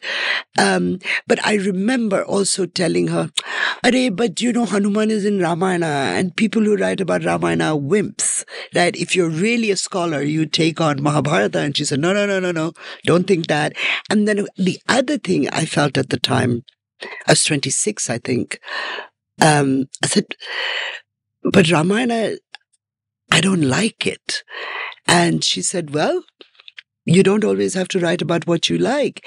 And of course, by the time I finished my dissertation, and by the time I finished the Ramayana, translating Ramayana, I loved it. I think it is against all odds and against popular opinion. I think it is the greater of the two, the more complex of the two texts, because Mahabharata, it's like you have to choose between right and wrong, and they all choose wrong, so they're not good people. Simple. Ramayana, Rama chooses the right thing always, except perhaps banishing his wife. Not perhaps, except banishing his wife. Rama usually makes the right choice. And killing Valli. And mutilating Shurpanakha. Yeah, exactly. There's a couple of blips in there. We'll come to that. But the decision to obey his father and to go into the forest, that is the first right. And and everything unfolds from there. So in Mahabharata, people know that something is wrong and they don't mind doing it. But for Rama, he has to do the right thing, and everything goes so horribly wrong. That, I think, is a much greater human problem than choosing between right and wrong. Yeah, that what if we choose the right thing? What if we choose for the greater good? What if we choose to give up our personal pleasures and our happiness, as he does when he banishes Sita? Right? And things go horribly wrong. How do we live with that? Where does the blame for that lie? Is it on our karma? Is it our past actions? Is it that Dharma is no guarantee of happiness, success, contentment, peace, all of those things? What do we do when our moral principles themselves are not stable? Yeah, I think that the Ramayana is a tragedy. It's an individual tragedy, and therefore much sadder, much more painful than Mahabharata, which is the tragedy of a clan or even of an era. Since Mahabharata makes such a big deal about being the transition to Kali Yuga and all that, there's none of that in Ramayana, and so it's also. Of course, the tragedy of the Ramayana is the love story, the tragic love story, but it is also Rama's existential tragedy, and that leaves you with a much sadder feeling than Yudhishthira or Duryodhana or Karna. Karna is the one that we feel the most for. But yeah. Yeah, so I'm going to double click on the Ramayana much more, especially the Dharma aspect of it, which is so fascinating. And in fact, you wrote that book Maryada about just that aspect, and those essays were so great. But before that, to kind of continue that sort of personal journey, what I'm also curious about is you mentioned the great influence that Wendy Doniger and Ramanujan separately had on you. I'd love you to talk a little bit more about them and how the way that you looked at the world, changed because of them, and the way they shaped you and the influence they had on you. So Al Filterbeitel, with whom I did the myth course that changed my life, he was the one who said, you have to go to Chicago. And Wendy was already, it was 1984, and she was already a real presence in the academy. And Alf himself was out of Chicago from the Divinity School, and he said, no, you just have to go to Wendy. You have to study with Wendy. And so I did. And what I learned from Ramanujan and Wendy is both of them are actually structuralists. And they're so profoundly structuralist that you don't actually see it in their work. It's so internalized. So both of them, together and separately, and they were very, very good friends, personal friends as well as academic, collegial friends. Both of them taught me how to read a story, which is pay attention to what you've seen before or what you've heard before or what it reminds you of. Those connections are very, very important. So, and that's also what I was saying earlier, that we all tell the same stories. We just tell them in different ways, and the stories are simultaneously universal and very, very particular. Ramanujan was also trained in linguistics. So he's a very Saussure, Peirce, Barthes kind of intellectual. But Ramanujan's enormous talent was that he was able to bring all this primarily Western hermeneutics and heuristic devices to the study of Tamil language and literature, which itself has highly, highly sophisticated aesthetic theories and linguistics and all like that. But he was able to somehow combine the two in a way that it illuminated Tamil literature like nobody had before. And because he did that, I think, pretty much single-handedly just changed the scope of South Asian studies, which had been so Sanskrit-focused until then. And now suddenly we had a whole other language, another classical language, another worldview, another aesthetic, another metaphysic, really. Of course, it was still a classical language. Of course, it was still Brahminical, which is the critique that has been made about Ramanujan from the 90s onwards. Like, oh, he was such a Brahmin. All right, he was. You can't throw out the baby with the bathwater, I mean, what he says is still very, very profound. And what Wendy did with structuralism was that so for all that structuralism gave Raman a way to come down to a particularity, structuralism gave Wendy a way to expand into a universality. So she... the books that she was writing in the 90s and the early 2000s are all about, like The Bed Trick, for example, or The Woman Who Pretended to Be Who She Was. Those books are about how tropes occur across the Indo-European spectrum of storytelling. And then, of course, people have forgotten her great works because of the controversy with the Hindus book, which has all kinds of fairly nasty implications, not just for her, but for scholarship in general. And again, not just Wendy's scholarship, but everybody's scholarship. The other thing that people forget is how feminist Wendy's work is. That she writes about women. She's been writing about women forever, from her first Shiva book and all like that. So the tools that Ramanujan and Wendy use really made it possible for me personally and for all their students to read differently. And that way of reading is not simply for classical texts or for mythologies. You watch a movie differently. You read a contemporary novel differently. You look for different things. And we were talking about novels that we've recently read outside. And even when I'm reading novels like that, which are by contemporary Indian women, what I'm looking for is a structure. And that a well-structured novel is going to Oh, I don't know. To have more depth than one that has not given any regard to structure. That's why Girish Karnad is such a great playwright, because you look at a play like Nagamandla, right? Look at Hayavadana. I mean, they are so tightly written. He has a frame story. He has an inner story that reflects the frame story. There's still a third story, yet they're all talking about the same thing, these stories. And so they're illuminating a particular problem, whether it's hybridity or,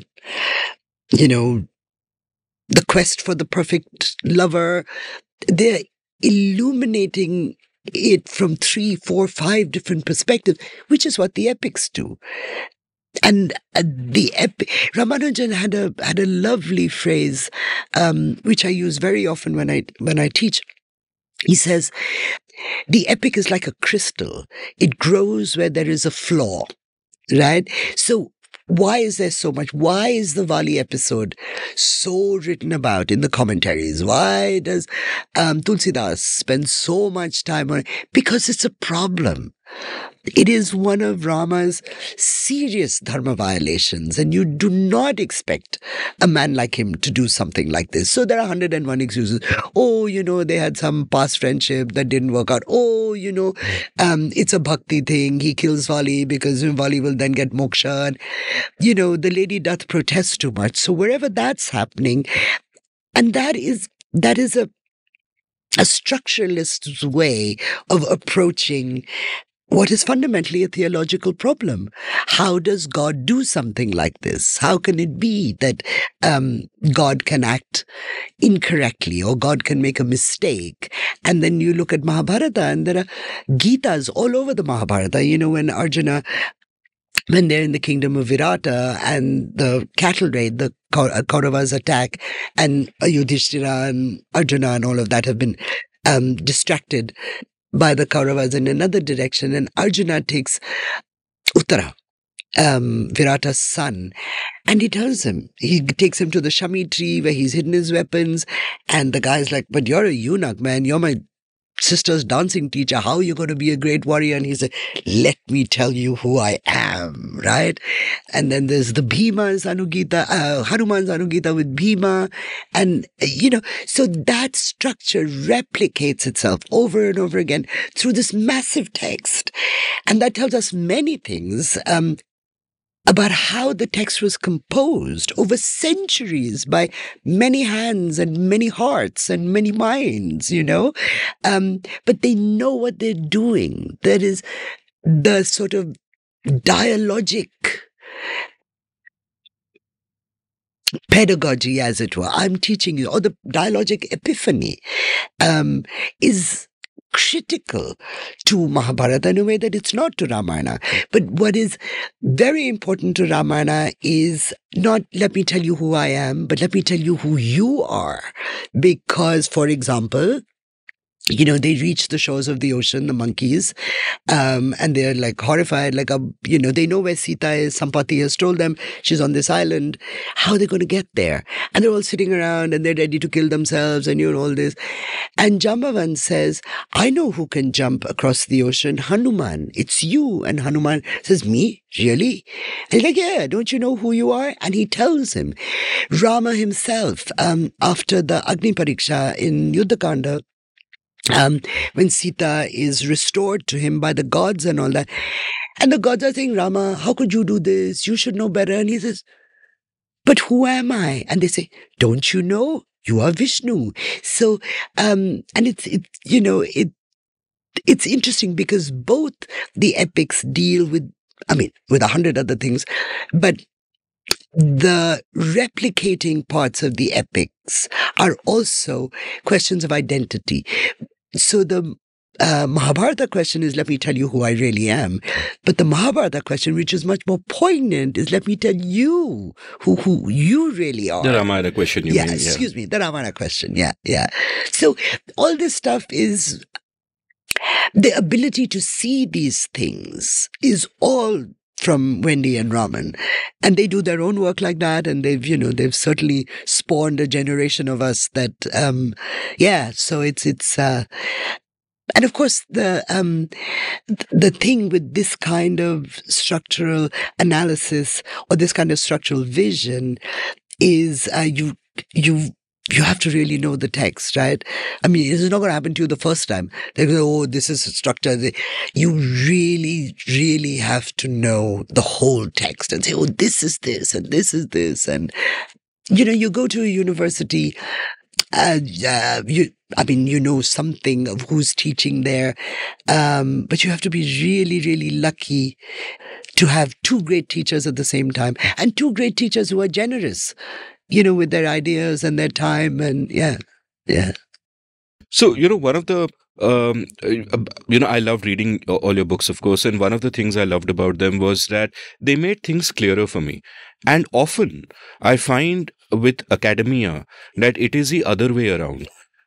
Things just get more obscure and you're like, oh, what the fuck is going on? And I don't, and there's jargon and all these terms and all that. And your work, of course, had the opposite effect on me. Now, what's happened is, earlier we were talking about philosophers debating whether a chair can be a chair and so on and so forth. And there is a sense that perhaps some philosophy disappeared up its own ass, as it were. And I find that with a lot of academia, specifically in the humanities over the last few decades, a lot of it did disappear up its own ass and lose complete relevance with what is happening in the real world and so on. So on the one hand, I see the value that you're giving me frames through which I can examine what otherwise is normalized, and I don't see those layers.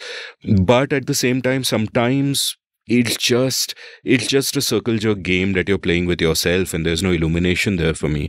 So tell me, how do you look at academia? How does one avoid those traps that one can perhaps, fall into? Okay, I'm going to really stick my neck out now. Please. Easy for you to say. I think the greatest damage done to clear and persuasive argumentation was critical theory. Which was started to take over academia in the 1980s and flourished until it's only literally last week that I was reading an article in the New Yorker about the death of the book review, precisely because of critical theory. Critical theory has its own vocabulary, and as you rightly say, it's not a vocabulary, it's a jargon. Can you, for the sake of me and my listeners, what is critical theory? I wish I knew what critical theory was. It's a lot of big words. It's, on the good thing about critical theory is that it has truly, truly opened up the canon, right? And I think also within reason, one of the great gifts that critical theory has given us is reader response, right? I'm not so crazy about death of the author and intentionality. It's a way to read literature. It's a way to read a text. Anything is a text. A culture is a text. A movie is a text. Mahabharata is a text. Or like that. And SMS is a text. Yeah, absolutely. Absolutely. Our podcast is a text too. Yeah. SMS is definitely a text. It grows where there is a flaw. It could be an epic, actually. So, again, Wendy, I remember as a student, I said, oh my God, Wendy, do I have to deal with critical theory? And she said, no, you don't.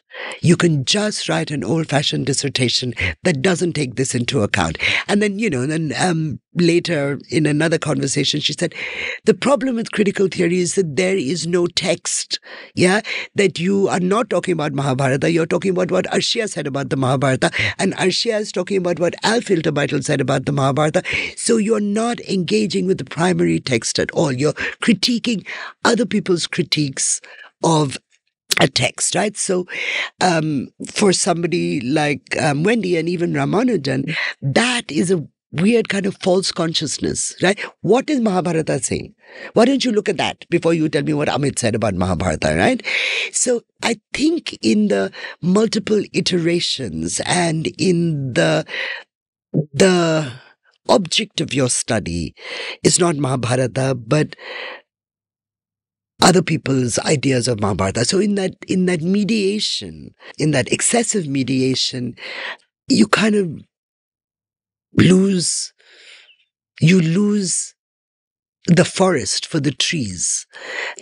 And I think that because we are not talking directly about the text in critical theory, you have to substitute that with something, and you substitute it with a more and more specialized and more obscure vocabulary. So I do think that critical theory has done more to distance academia from the so-called real world, and that is never a good thing. It cannot be a good thing, because so that's the other thing also I learned from Wendy and Raman, is like, you have to write for the interested layperson, because your fellow academic probably knows what you're talking about, or knows the same thing in her own field, right? But the layperson, it's a kind of missionary activity, it's didactic. You want more people to read Ramayana, you want more people to read Mahabharata, A, because they're great texts, and B, because if you read these texts for yourselves, you will see that they are radical, they are subversive, they are all the things that the patriarchy doesn't want them to be. And what we are doing in this time, and have been for many, many generations, we're listening to Nani and Dadi and Mummy and all, or we're listening to Swami so-and-so and, all of that, telling us what's in the texts. But nobody reads it. Okay, nobody reads Sanskrit. It's all right. That's what I'm there for, Of course, you could learn Sanskrit and read it yourself, but the chances are you're not going to do that. So you read Arshia's translation, and you read Bibek de Broy's translation, and you read as many translations as you possibly can. So you are free, because you're reading a translation and not an opinion. You are in a better position to make your own judgments, your own choices, your own loves and hates towards that text than, so sweet. I mean, nanis and dadis, and of course their versions are beautiful and lovely, but they're often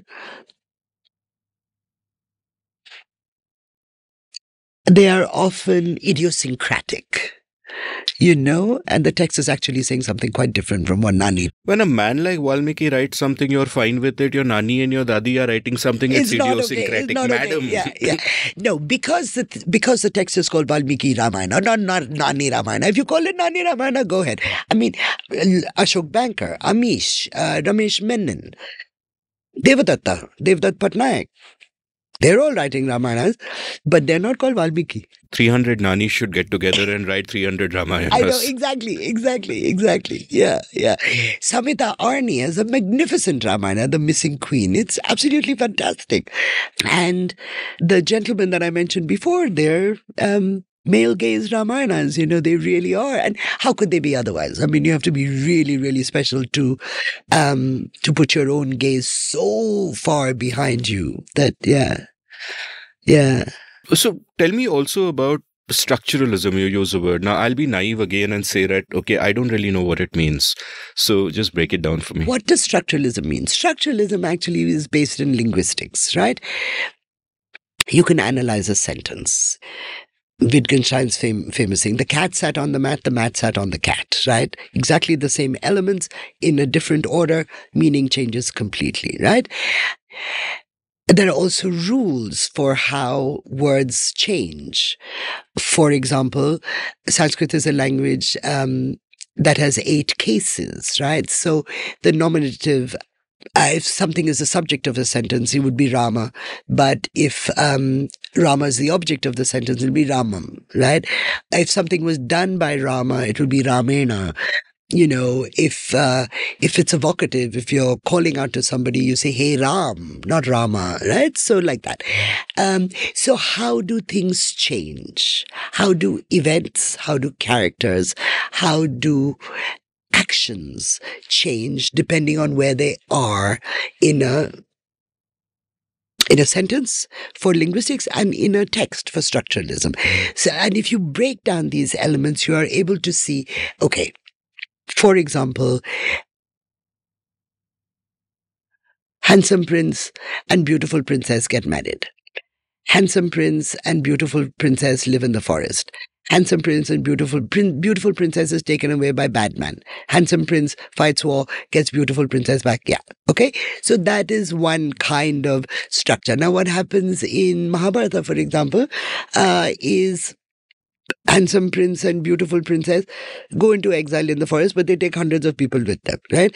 Handsome prince, his wife is abducted, but it's not a major abduction like Sita's, right? Draupadi is taken away by Jarasandha, she comes back.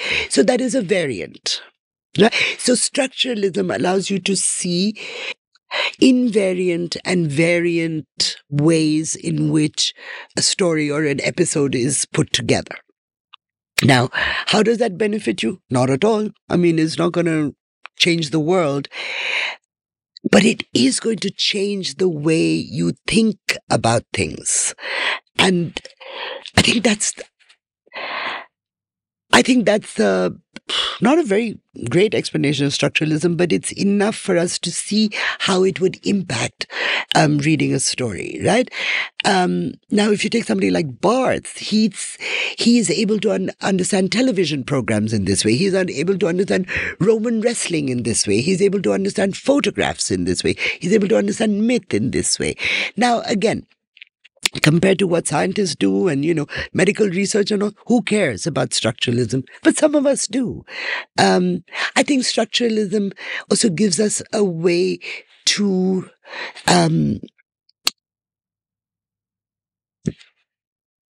consider how we think, how our own ideas are formed, how our own prejudices are formed. And that, I think, is useful. That is very useful because I don't want to say it's something as exalted as self-knowledge, but it's a self-awareness if you choose to use it in that way. I find it very useful, actually, and very fulfilling because really, the question with stories and with storytelling is why do we choose to tell it in this way? The quest really is for human nature. Why are we like this? And what can we expect when we know that we are like this? Yeah.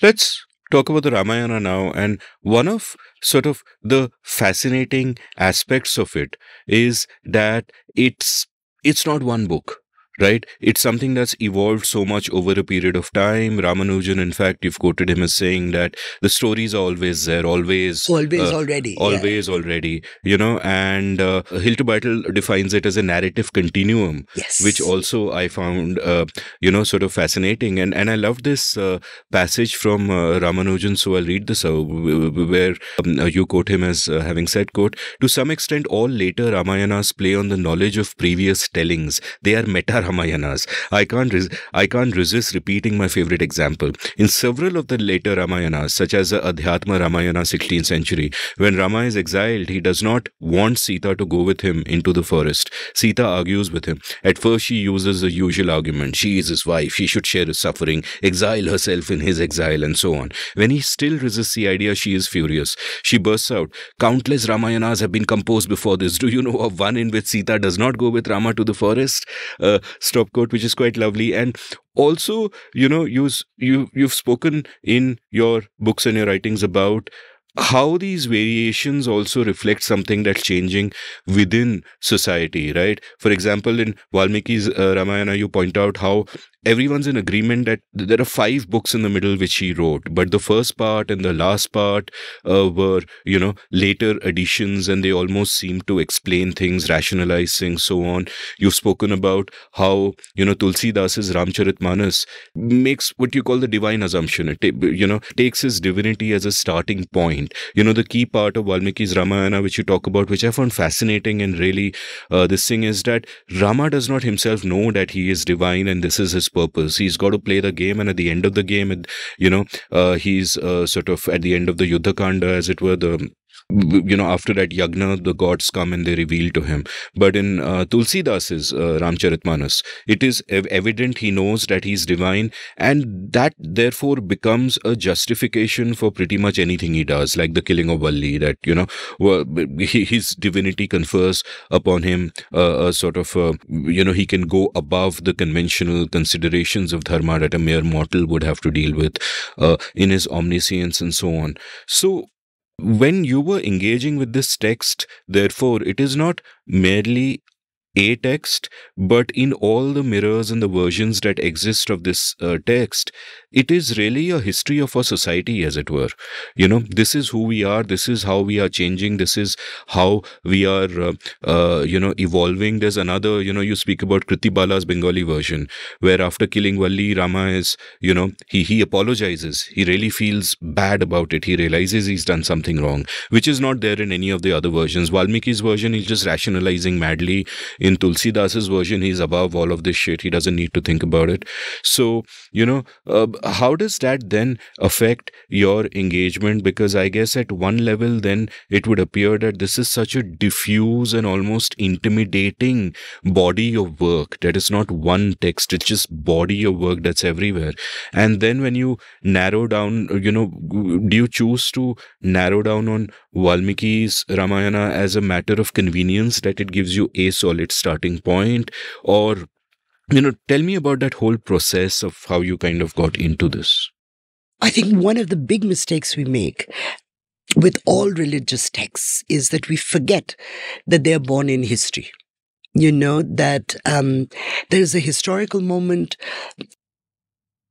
or several historical moments where the Bible, it takes 3 centuries for us to get the Bible that we now have, for it to be canonized. Yeah, it takes probably a little bit less time, certainly not 3 centuries, for the Quran to become what it is now, right? Because in the end, the Prophet Muhammad himself was reciting what the angel Gabriel had told him, and that was being written down by somebody, and therefore we have the possibility of Salman the Farsi miswriting, either out of malice or out of ignorance, what the Prophet had actually said. And that is the basis for satanic verses. And so we have also the Ramayana being written at historical moments. And what happens with the Ramayana story, for reasons that are not entirely clear, why the story becomes so beloved, and literally every Indian language has a Ramayana, right? So, but there is also a dark ages of the Ramayana. Between Valmiki and Kamban, there isn't. And that's a millennium. That's 1,000 years before we get the second Ramayana. But I have a new idea about that, which I'm not going to say right now because it's just germinating, but I'll tell you off record what that is. But anyway, the point is that we have basically 1,000 years between Valmiki's, what we call the Valmiki text, and Kamba. And then we have about 300 years between Kamba and Tulsi. And in between, a little bit later, there's Kriti Basa, then there's Pampa Ramayana, then there's Mulla Ramayana, then we're not even talking about Adivasi Ramayanas like Gond Ramayana. We have, it is a story that is repeated over and over again, and each time it is told from its historical moment and from its geographic location. So Kamba Ramayana is going to have southern landscapes and southern trees and southern foods, and Tulsidas Ramayana was written at a time when Muslims were the dominant presence in northern India, and how Hindu Bhakti responded to the dominance of a highly systematized religion such as Islam, right? Kamba Ramayana is written 12th, 13th century. What is happening in Tamil country at that time? Those are the things that are reflected in these texts. It's also true that, as Ramanujan says, each subsequent Ramayana acknowledges Valmiki, right? That Tulsi, when he opens his text, he says, I'm like a cat lapping at the edge of the ocean of milk. That is Valmiki's Ramayana, right? So there is a great awareness of the so-called primary text, the Ur text, as it were. And of course, it isn't an Ur text. Who knows how many iterations it went through before we get this version that we have. Tulsi also, he says, no, Valmiki is really, really the person. I'm just a pale shadow, right? So this acknowledgement of a previous text to which the current writer is actually responding is very clear. And, that makes for intertextuality. I mean, in the Indian literary tradition, especially the classical literary tradition, is intertextual to the point of neurosis almost, right? That everybody thinks, no, it's also a validation, right? And then Kamba ends his text with like, all the mistakes are mine. All the great stuff is Valmiki's, all the bad stuff, please forgive me, right?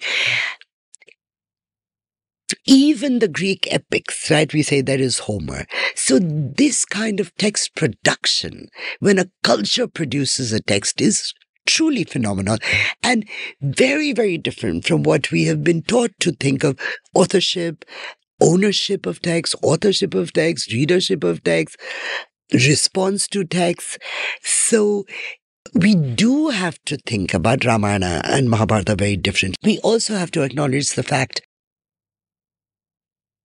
in rational terms, Vyasa and Valmiki were probably not real people, right? But what is so interesting about Indian literary production is that you can have a visible narrator, an author of the text who acts within the story that he tells and to whom we ascribe a historical or historical reality, which is different from the narrative reality, which is there for all to see. But there's not a problem for us. We say Valmiki Ramayana, probably isn't Valmiki Ramayana. I don't even know there was a Valmiki. Not only that, Valmiki gets his own backstory. He was a daku, and somebody asked him, he was robbing somebody, and they said, why do you do this? And he said, because I have to feed my family. I have to, look after my family. And so the man says, why don't you go home and ask your family if they will also share the bad karma that you get from being a bandit? And he goes home and his family says, no, bad karma is all yours. These gifts are ours. So he goes and sits under the tree and meditates. And this is a very complicated version of the backstory. Other backstory is just that he was a bandit. He met an ascetic who told him, why don't you meditate on death? Right?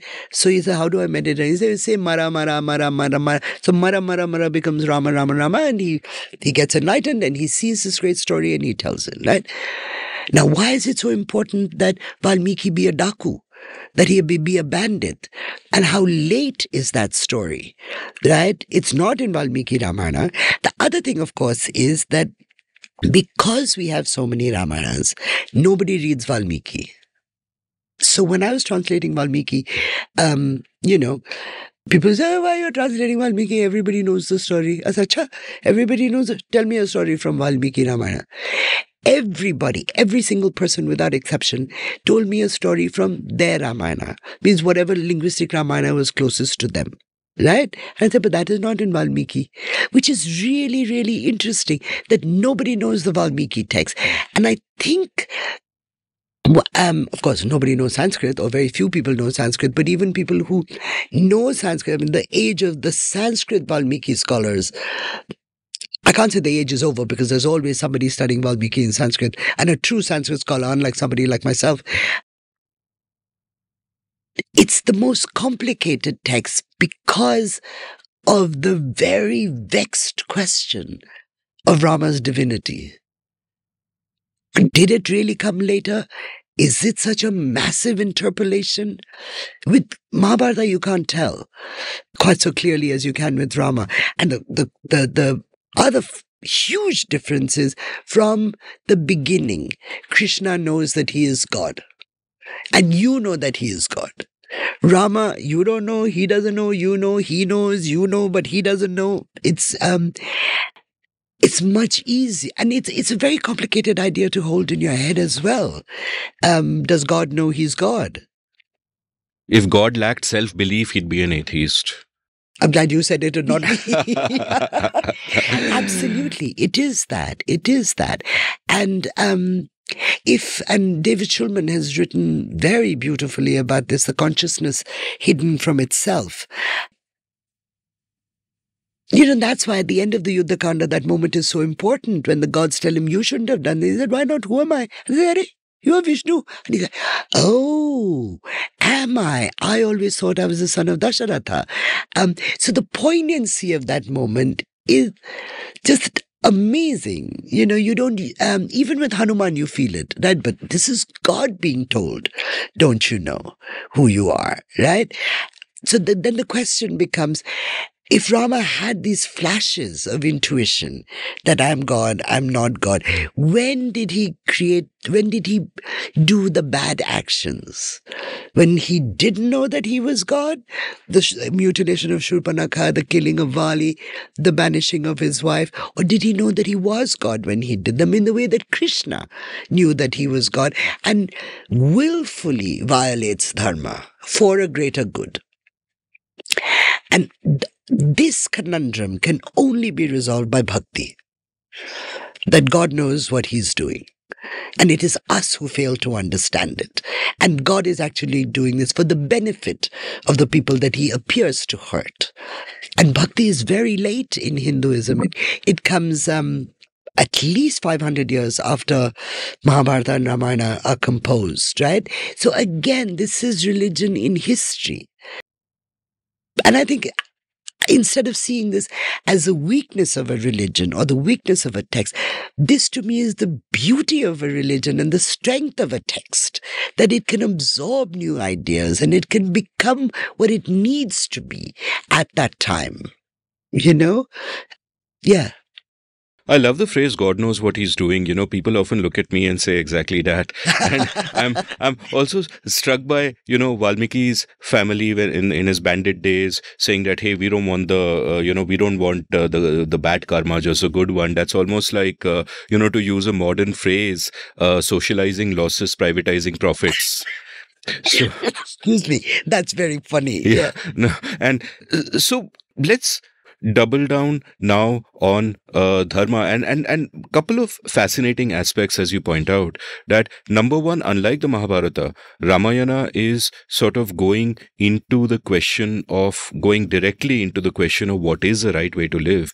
And the problem there is that there is this multiplicity of appropriate choices, as you put it. So to read this bit out, quote, Dharma is always and everywhere about a multiplicity of appropriate choices, that when we choose one way of being and doing over another, we will often be as wrong as we are right. When Rama tells his mother Kaushalya that he will obey his father's wish and go into the forest for 14 years, her anguished question to him is why he privileges his duty as a son to his father over his obligations to her as a mother. When Vibhishan decides to do what he believes to be right, his alliance with Rama is predicated on the betrayal which leads to the killing of his brother. Stop quote. And these are all sort of complicated. You have one duty as a brother, one duty as a father, one duty as a whatever, one duty as a king, and you get into these situations where whichever path you take, you are kind of messing with one. So how do these play out within the text itself? Because all of these exceptional cases that we are talking about, where there is a clear where it is clear that this cannot be right. For example, where he kills Valli. And the whole deal is he's allying with this guy called Sugriva. When Valli was away, Sugriva took over his kingdom and took over his wife. And then Valli comes back and he takes it back, and Sugriva then allies with Rama, and just because of that he kills Valli, and there is no reason. And you've pointed to the dialogue where Valli is asking him, hey, what have I done wrong? And Rama is kind of rationalizing, coming up with different explanations, almost like our government did after demonetization, right? This reason, that reason, and it's all kind of doesn't make sense. There is also that Surpanakha thing where, how on earth, like, just for the benefit of listeners who, may not be familiar with the story, what basically happens is that when Rama and Lakshmana and Sita disguised as ascetics and they're in the forest, Shurpanakha, who is described in the book as incredibly ugly or whatever, pot-bellied and all of that, and happens to be Ravana's sister, she comes and she tries to seduce first Rama and then Lakshman, and that's it. She's just hitting on them. There's nothing else. She's just hitting on them, and then Rama gets pissed off and he says mutilate her, and then Lakshman cuts off her nose and her tongue and whatever, and she's mutilated, and then that becomes a reason that Ravana gets pissed off and he says, hey, I'm going to take revenge, right? And it doesn't matter how you cut it, it's not justified. And in one of the possible justifications that you speculated about, the central problem here seems to be presaged, which is the justification you speculated about was that Rama had seen his father fall prey to lust and temptation and all that, and he wanted to avoid it so viscerally that he decided that this woman must be disfigured and tells his brother to do the job. And the problem here is again the main character syndrome.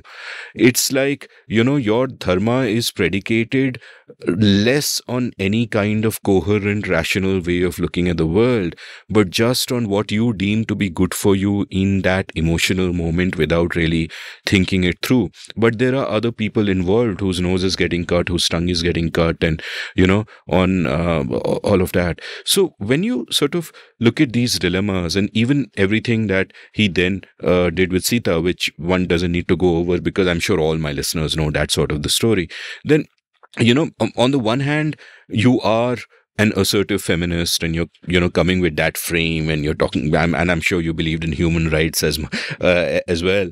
And on the other hand, you see, in a book that talks so flamboyantly about dharma, you see this stuff playing out. And not only do you see this stuff playing out in the Valmiki Ramayana, you see later texts, including the first and last chapter, which were added later, trying to find ways to justify it, to rationalize it, to even change the story so that in that Bengali version, he's actually repentant. So tell me a little bit about how Ramayana deals with dharma, and to what extent do those, because everything in that storytelling mirrors society at that time. In that sense, is very much a historical document, in the sense that it is historical fact that someone wrote it, and it is historical fact that it resonated and continues to resonate. So just in terms of dharma, then how did the way that you looked at the book, and the way that you look at that question of dharma, and in the way that you think about whether whether it reflects the burning questions of the day and all the various efforts to come to terms with it, how does one sort of think about it? And as a feminist and and an individual, how do you come to terms with all of these? So the simple answer is, again, picking up from Ramanujan, all Ramayanas are meta Ramayanas.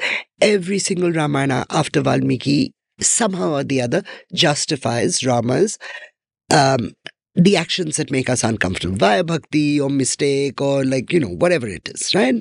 Bhakti, of course, is the final seal on Rama's eternal and unchanging righteousness. So that's one thing, right? So anything he does is right because he does it. Exactly. Exactly. And it's because he does it, and because he's God, by the way. Yeah. He's God, by the way, is really a by the way, right? It is right because he does it. So good is defined by what God does, and God doesn't have to be good. It's not a separate thing. Well done. That's an excellent response, that it is good because God does it. Okay, let's modify that slide. It is necessary because God does it. Because lots of what Krishna does cannot be thought of as good. Certainly not what Rama does either. But it's necessary for some larger dharmic balance, as it were. Right? Now, again, Ramanujan, he has a very wonderful phrase, which is very Ramanujan. Dharma is context sensitive, right? Now you can see that as a moment of sophistry and slipperiness, but it works, right? Now, why is dharma context sensitive? Because in Hinduism, we are not an individuated self. We are always a relational self, right? That I'm simultaneously a mother, a daughter, a friend, a teacher, a wife, whatever, a rock star. And whenever I choose to privilege the dharma of one of my selves, I am ignoring the dharma of the other self. I'm actually violating that dharma. So Rama choosing to obey his father means that necessarily he will be abandoning his mother and will not be able to. And that's why Dharma is a series, is a constellation of appropriate choices, right? And what you do determines who you are. So in that sense, that is precisely the point at which dharma and karma coincide and end up constituting a self, or at least constituting a narrative self, or giving a self a narrative, right? As a feminist, how do I deal with Rama? How do I deal with Ramayana? Of course, for many years, as a younger feminist, I did not. I was like, no, I can't do that. Even after I'd finished translating Ramayana and all that. And then, in the early 2000s, actually, so I just turned 40. I must have been in my very early 40s, 42, 43, something like that.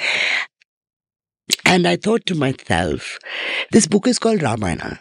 Yeah, if I claim to know this text, then I have to contend with Rama, whatever the contention ends up being. But I cannot ignore him and say, I'm not interested, because he is not very nice to women, right? Therefore, I'm not interested. That's not possible. Yeah. So I reread my own translation. I read other Ramayanas and all like that. And then I began to see two things. One, which is the sympathetic position that these were terrible choices that he had to make. And because he was fundamentally a good man, he knew that making one choice would mean hurting some group of people or another individual or something, but he had to do it anyway, right? So the burden that Rama carries as Maryada Purushottama, as the upholder of Dharma, as righteous Rama, is actually very, very, very heavy, because he cares. The other person who's sort of like this, but not in such a full-blown way, of course, is Yudhishthira, right? So first I was like, okay, I have to understand this about Rama, and then let me think about his actions towards Shurpanakha and towards Sita and all that. I don't think they justify his actions, because just because you're troubled doesn't mean you can go beat up people, right? But you see why he might have beaten them up. Okay, you can still choose to disregard him, to reject him, to feel hostile to him. That is, but at least you're continuing to be hostile or choosing to be hostile despite what you know, rather than from not knowing. Then the next step in my sort of holding on to my feminism and holding on to this text came maybe like 10 years later or something, certainly a while later. It's like, as a feminist, it is very important to make very clear to people what exactly is happening in this text, what is happening in this story, what is happening to the women, who are the women. Let us not kid ourselves for how long violence against women has been sanctioned, violence against women has been perpetrated. And let us also think about how these women respond to that violence, which is either emotional or physical, or, yeah. Now, it's very easy to think of Sita as being submissive and this and that. But if you read Valmiki, right, which is very important, that's why people must read Valmiki. From the moment we meet Sita, she is saying no. Rama says, you can't come with me to the forest. She says, why not? No, you can't come. But I will. No, you can't. I will. And then she tells him at some point, she says, you don't even know what Dharma is. Don't teach me. I am the daughter of Janaka. Right? She also says, what are you so scared of? Right? Why did my father give me in marriage to a man, to a woman who is disguised as a man? It's very rude. Right? Then she tells him, in the forest, she says, don't carry these weapons. You're not a Kshatriya here. You're an ascetic. And if you carry these weapons, violence will come to you. And he said, Sita, you don't know what you're talking about. At the Agni Pariksha moment, yeah, she says, how can you talk to me like this? You don't know who I am. I've been your devoted wife for so long. You are blaming me for the sins of other women. After all these years of marriage, Rama, you do not recognize me, right? So she's constantly contending with him. This is not some girl who... So it's the patriarchy that has persuaded us that Sita is submissive because she goes with him into exile. Right? And then at the very, very end of the story, of course, when he calls her back, when he's doing his Ashwamedha sacrifice, he says, please, one more time, can you prove your chastity? She doesn't even look at him. Yeah, she disappears into the earth. The first time with Agni Pariksha, she said, if I'm pure, let me stay. The second time, she says, if I'm pure, take me away. Yeah. So when Indian men tell us, older men especially, be like Sita, I'm like, yes, please, thank you. I will be like Sita. But it's not the Sita that you have in your imagination, right? It's the Sita that is in Valmiki's text. Now, as a feminist, it's very important for us to know that story, to own that story, and to tell that story to our sons, not to our daughters. Daughters know when they are being oppressed. Sons pretend to not know when they're oppressing women. Right? So Draupadi's story can also be appropriated by women in that way. Right? We have to own these stories. Not to change them, not to say this didn't happen, but to say this is what happened. This is what we have to watch out for. This is the mirror. Do not kid yourself. This is the mirror.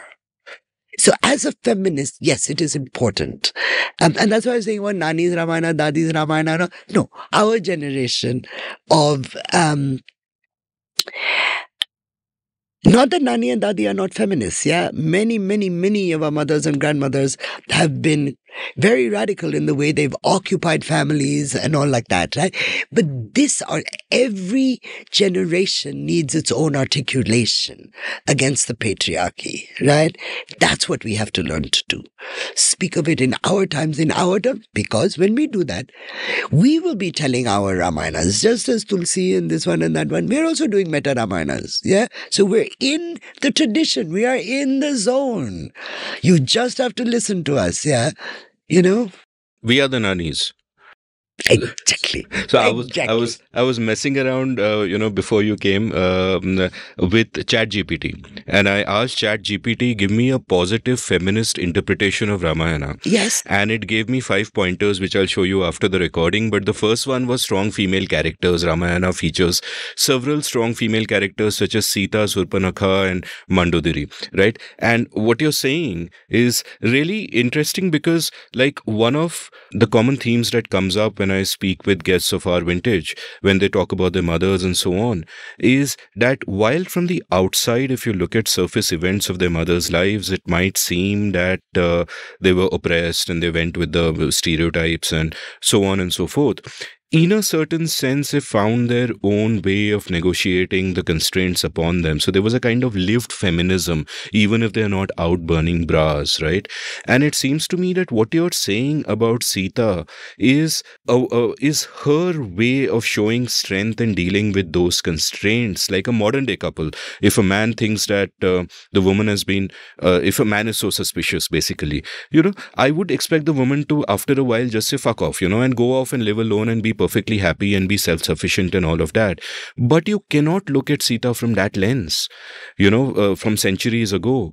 Instead, you look at the constraints that she has, the givens that there are, and how she negotiates that. And then all the points that you make suddenly make sense. And then it's not like, theek hai, patriarchy hai, wo sab hai, but within that, this is how she's asserting herself. Absolutely. I mean, this is one of the things that it's a very difficult negotiation, especially when you're teaching Ramayana for younger feminists and for young men who are, feminist sympathizers and all of that, to say your 21st century critique of a 2,500-year-old text is not always appropriate. Yeah, it's very easy. It's very, very, this one is like that one is like that, that one is a philanderer, that one is a rapist, that one is falana, We're not talking about a contemporary text. We're not talking about a text written by a person who shares your consciousness, right? But even if we put those critiques aside, look at what this woman is doing. And that, in a sense, is what Lost Loves is about. Her exit, which is a choice. Now, That same exit is read by Tulsidas and Kamba in all kinds of different ways, right? It's an apotheosis. She leaves because she's going to become Lakshmi and wait for Vishnu, because it's her departure signals the end of Rama's time on earth. Okay, that's also a very nice explanation. It doesn't happen to be the one that resonates with me, but of course it makes sense to millions and millions of people. Why should they not enjoy that explanation? But for those of us who struggle with that explanation, here's another one that may make the story a happier one for you to yeah. The other thing, of course, is, okay, so again, this is why Valmiki is so important, because his Sita accounts, or his Sita shows will, she shows agency, she acts on her own, right? Now, when Kamba is writing in the 12th century, when Tulsi is writing in the 16th century, women had a very, very different position. Valmiki was writing at a very interesting time, or the Ramayana text is at a very interesting time. It's the transition into oligarchies, right? The Vedic period has been left behind. We finished with the Upanishads. Now the real takkar between Brahmins and Kshatriyas for temporal power has begun. Right? So women are not as secluded. Women are not as separated from society as they later became. Right? So what does, in Kamba Ramayana, the idea that Ravana might have touched Sita is horrifying, because she's pure, she's the goddess, she's Rama's wife. So in Kamba Ramayana, Ravana scoops up the earth around her, and it's Mother Earth that cries out, Sita's mother, that her daughter is being abducted. And he doesn't touch her. Right? In Valmiki Ramayana, he picks her up and he puts her in the chariot and he's holding on to her. In Tulsidas, because again of bhakti, because of the sanctity of the goddess, also because with every successive iteration of Ramayana, Ravana has become more and more evil. Not just oppositional, but evil, right? So the moment they go into the forest, the gods take Sita away, Sita Mata, and put a Chaya Sita in her place. So whatever happens to Sita is not happening to Sita, it's happening to her shadow. तो उस पर कभी आंच तक नहीं लगती है. Right? Now, look at how anxious the cultures are becoming about women and sexuality and abduction and conjugality. These are I think they're magnificent interventions of the imagination. How do you keep the woman pure? Oh, he didn't touch her. How did he not touch her if he took her away in a chariot? Oh, she was a shadow. Oh, he picked up the earth around her feet. This is lovely. It's superb. In that sense, Valmiki is boring. He picked her up, he put her in the chariot, and he took her away. But what it's reflecting is anxiety about women and sexuality. That is what we have to expose as feminists when we read the text. This is not because of Muslims, it's not because of Victorian Raj people and all. We already have a very, very, very fundamental anxiety about women and their bodies. And two great examples of that also, come in your great book Maryada, in the chapter with the women outside, where you talk about Ahilya and Shurpanakha, right? And Ahilya is the wife of Gautama, who I think is a sage or whatever. Yes, yes. Yeah, so a god comes and Indra comes and, pretends to be her husband, and she knows it, but she's like, hey, let me check this out, let me check out what this god is like. And she does her thing. And therefore, for that, she is cursed because she has expressed her sexuality. And Supernaka, of course, for expressing her sexuality, is disfigured in the horrible, brutal way that she is. So this sexuality becomes such an incredible threat. But it's also with Kaikeyi, which we don't talk about quite as much. And look at Kaikeyi. What was she doing? Why is she so reviled? She's doing what is best for her son. She's performing the dharma of a mother, right? But she's not performing the dharma of a queen or of a stepmother. And the implication is that she is the sexy one of all the wives. Sumitra, of course, doesn't open her mouth in Valmiki Ramayana. And you have to wonder why she's there at all. Like the twins in Ramayana. Rama and Lakshmana should be twins, but actually it's Lakshmana and Shatrughna. Right? Shatrughna is with Bharata and Lakshmana is with Rama. How does this happen? Why are they twins at all? So when we see the twins in Mahabharata, Nakula and Sahadeva, what you said there? One likes cows, one likes horses. All the energy is concentrated in the sons of Kunti, the Kaunteyas, not the Madreyas, right? What do you mean by one likes cows, one likes horses? Okay, let's not go there. What do you mean by one likes cows, one likes horses? Well, one is very good with cows, one is very good with horses. And they're both very beautiful. They have golden eyes. Well, so when we talk about this is Hilton Beitel, this is Ramanujan. Why are there twins in the Indian epics when they are of no value at all, right? There is no mistaken identity. There is no fight for kingship between these. So it's an Indo-European trope for the Indo-European form, the genre, which is the epic. Right? So the fact that there are twins in the Indian epics that have no narrative value at all is vestigial. Like the appendix, Ramanujan used to say, this is vestigial. You know what is a vestigial? Appendix is vestigial. So always think of Nakula and Sahadeva as, So like the Chekhov's gun, there could be Chekhov's twins. Exactly like that. Yeah. So Sumitra, I think, is vestigial. There have to be 3 wives for some reason, though there is a 3rd wife. But Kaikeyi, she's the one who has Dasharatha's heart, really and truly, right? And she parlays that position that she has to gain the best for her son. So she's also using her sexuality, exploiting it, as it were. And so she is punished as horribly as Ahalya and Shurpanakha. That was a fun little section of this shouting about the women. Yeah, so you also, point out in the 2nd chapter of that book, Ayodhya's Wives, how Kaikeyi also, if you think about it, it's conflicting dharmas. If you think about her role as a wife or a queen, sure, she's not going with her dharma. But if you think about her duty to herself or her duty to her son, it all makes sense, and so on and so forth. Here's sort of my next question. At one point, you write, quote, Hindu epics are driven by 4 operators, as it were. Dharma, karma, vidhi, which is fate, and that davya, intervention by the gods. I hope I said that right. And dharma and karma are intrinsic to an individual character's actions. That is how those actions are determined by a character's past deeds and how those characters choose to act given the choices before them in the present. Stop quote.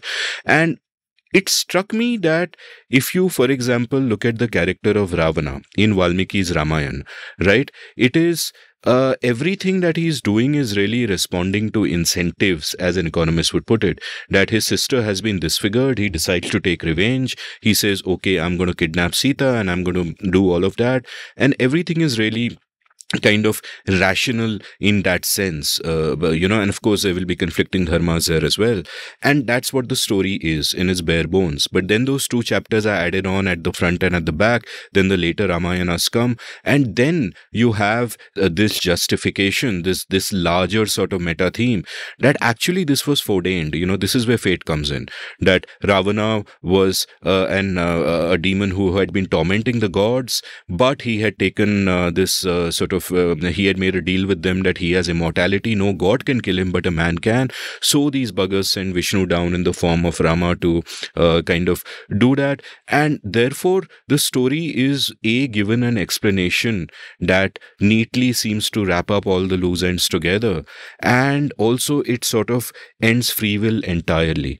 And we see these justifications in other ways. For example, you have a great chapter about what is the dharma of the Rakshasas who are there. If you think about all the ways in which the Rakshasas behave, including eating the flesh of others, they are fulfilling their dharma. How can they be blamed for it?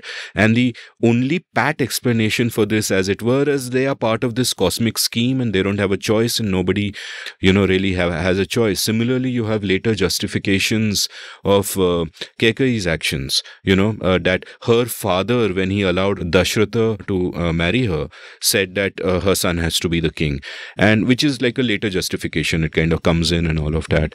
So do you feel in some ways that typically how we'd expect an epic to evolve is that it is a work of pure fantasy, and then over time it is given depth and complexity and nuance? But instead here, it almost seems to me that Valmiki's Ramayana has the depth and the ambiguities and the big questions, but later on, all these other simplifications and so on are added on. Oh, I absolutely agree with you. I think that's also why I've stayed with Valmiki Ramayana for 30, 35 years, because it contains these ambiguities, it contains these questions, it contains these possibilities, right?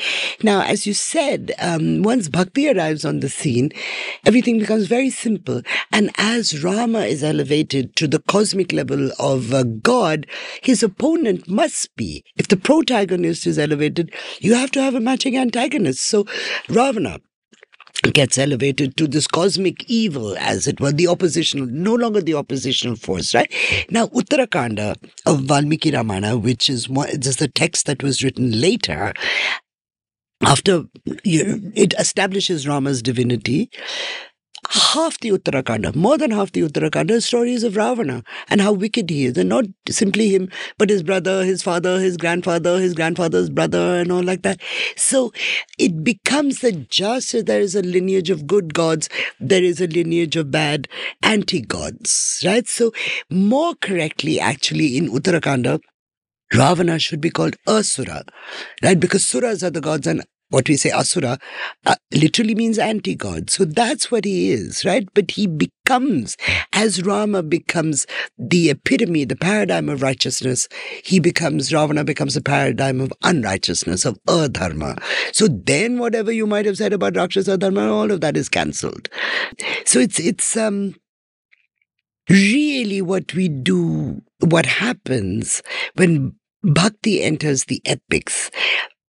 They're not narratives anymore. They become theology, right? They become about God acting in the world. They become about God, the nature of God. They become about theodicy. What is the nature of evil, right? That God must deal with. So it's a completely different set of questions that we need to ask, and a very different set of answers that we must expect to receive once Bhakti enters. And that is why, again, Valmiki is so interesting to me, because it has not settled. It hasn't been placed in aspic, as it were. We can ask, why did Rama do this? Because Rama is actually like us. He's a man. Right? And also because Rama is human. The morality, the moral dilemmas, the question of dharma, the question of the multiple appropriate choices becomes real. And we can, if Rama is a human, then Maryada Purushottama has some value. Because despite everything, he did the right thing, whatever your justification might be for Maryada Purushottama.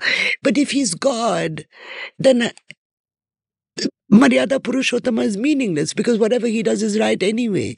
It's only when he could have done something else, when he is a Purusha, that he becomes resonant to us as fellow human beings.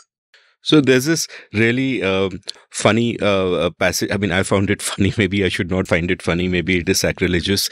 But at one point where, Lakshmana is grievously injured and Rama sees him on the battlefield and he can't control himself. And he says, quote, "What use to me is Sita or my life when I see my brother lifeless like this on the battlefield? If I looked hard enough, I would find another woman like Sita in this world. But I would never find anyone like my brother Lakshmana, my companion and advisor," and stop quote, and so on and on and on. And I thought, my God, this is a classic epic justification of bros before hoes. So, in a sense, right there. Here's my next question. Lakshmana, at one point, talks about Dharma, where things seem to be going really badly for them, and he says, all this talk of Dharma is futile. Your adherence to Dharma has not protected you from all these calamities. We cannot see Dharma the way we can see other objects. I am beginning to believe that there is no such thing. If Dharma really did exist, Ravana would be in hell and you would not be suffering like this. Top quote, right? And this seems to indicate that he is looking at Dharma as something instrumental, that if I do the right thing, I will get the right outcome. Almost the opposite of what Krishna is talking about in Bhagavad Gita, that do the right thing, don't worry about the fruits of your actions, right? Process, not results, as we could say in modern language. And since you started off studying philosophy and then got into studying these epics, and you've looked at this fundamental question of what is the right thing to do, this fundamental ethical question, which is a struggle through these books, I'll ask you a slightly tangential question that at one point recently I had a discussion with one of my writing students about whether there is anything called Indian philosophy, right? Where my point was that, look, philosophy in a sense is a kind of meta science, right? Or a proto science. It is asking really fundamental questions, and there is a coherence. It is working its way through a clear chain of logic towards certain whatever. And my sense was that I didn't know. And this is me expressing lack of knowledge, not lack of belief necessarily in such a thing existing. But I didn't know if there was such a tradition within Indian philosophy, in the sense that you're starting from certain first principles and you're using them to get somewhere. Like, for example, you could start from certain first principles and say, X is the right way to behave regardless of consequences. This is what you gotta do, right? So my question to you, therefore, is that since so many of us kind of conflate philosophy with spirituality, or philosophy with religion, and philosophy with what has come down to us from these epics, what is sort of your sense of this, that all of these dilemmas come up? In that sense, you look at Valmiki's Ramayana, it seems like a wonderful novel. It is complex, it has nuances, all of this stuff is going on. Has there been sort of a coherent, systematic attempt to define terms and to get to answers of these questions? So answers remain elusive, but you can have candidate answers as you do in Western philosophy.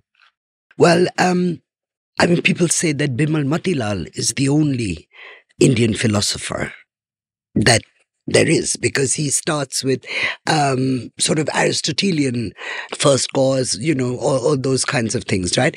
Whereas what we think of as Indian philosophy is actually metaphysics, ethics, ontology, but it's not philosophy in the way that Aristotle or Hegel or, the Kant, none of those. And there are 6 schools. And now I feel at this time, we must not say Indian epic and Indian philosophy. We must say Hindu epic and Hindu philosophy, because that's the place that we're being pushed to. And we should have always said that. It was always more accurate. But, in our fuzzy secularism, we decided to call it Indian. So there are 6 schools of Hindu philosophy, the darshanas, right? Now, that is a really interesting word, because darshana is a position, how you see it, right? So it's not even actually suggesting that it is the truth, or it is even this is mine. This is my truth, right? So again, we are confronted not with absolutes in the Kantian sense or the Aristotelian sense. We are confronted with context appropriate or context sensitive explanations. Yeah, so there will never be a great system. They're interestingly paired, right? There is Sankhya and Yoga, Nyaya and Vaisheshika, and of course, Purva and Mimamsa, right? The Veda, the ultimate, what most Hindus actually follow, if they claim to follow philosophy, it is Vedanta, right? I find Sankhya very interesting. I find Vaisheshika very interesting. Vaisheshika is paired with the school of logic. Nyaya it is really the 5-membered syllogism against Aristotelian's 3-membered syllogism, right? It sounds like very complicated. It's just that Aristotle takes 3 propositions to prove something. This takes 5.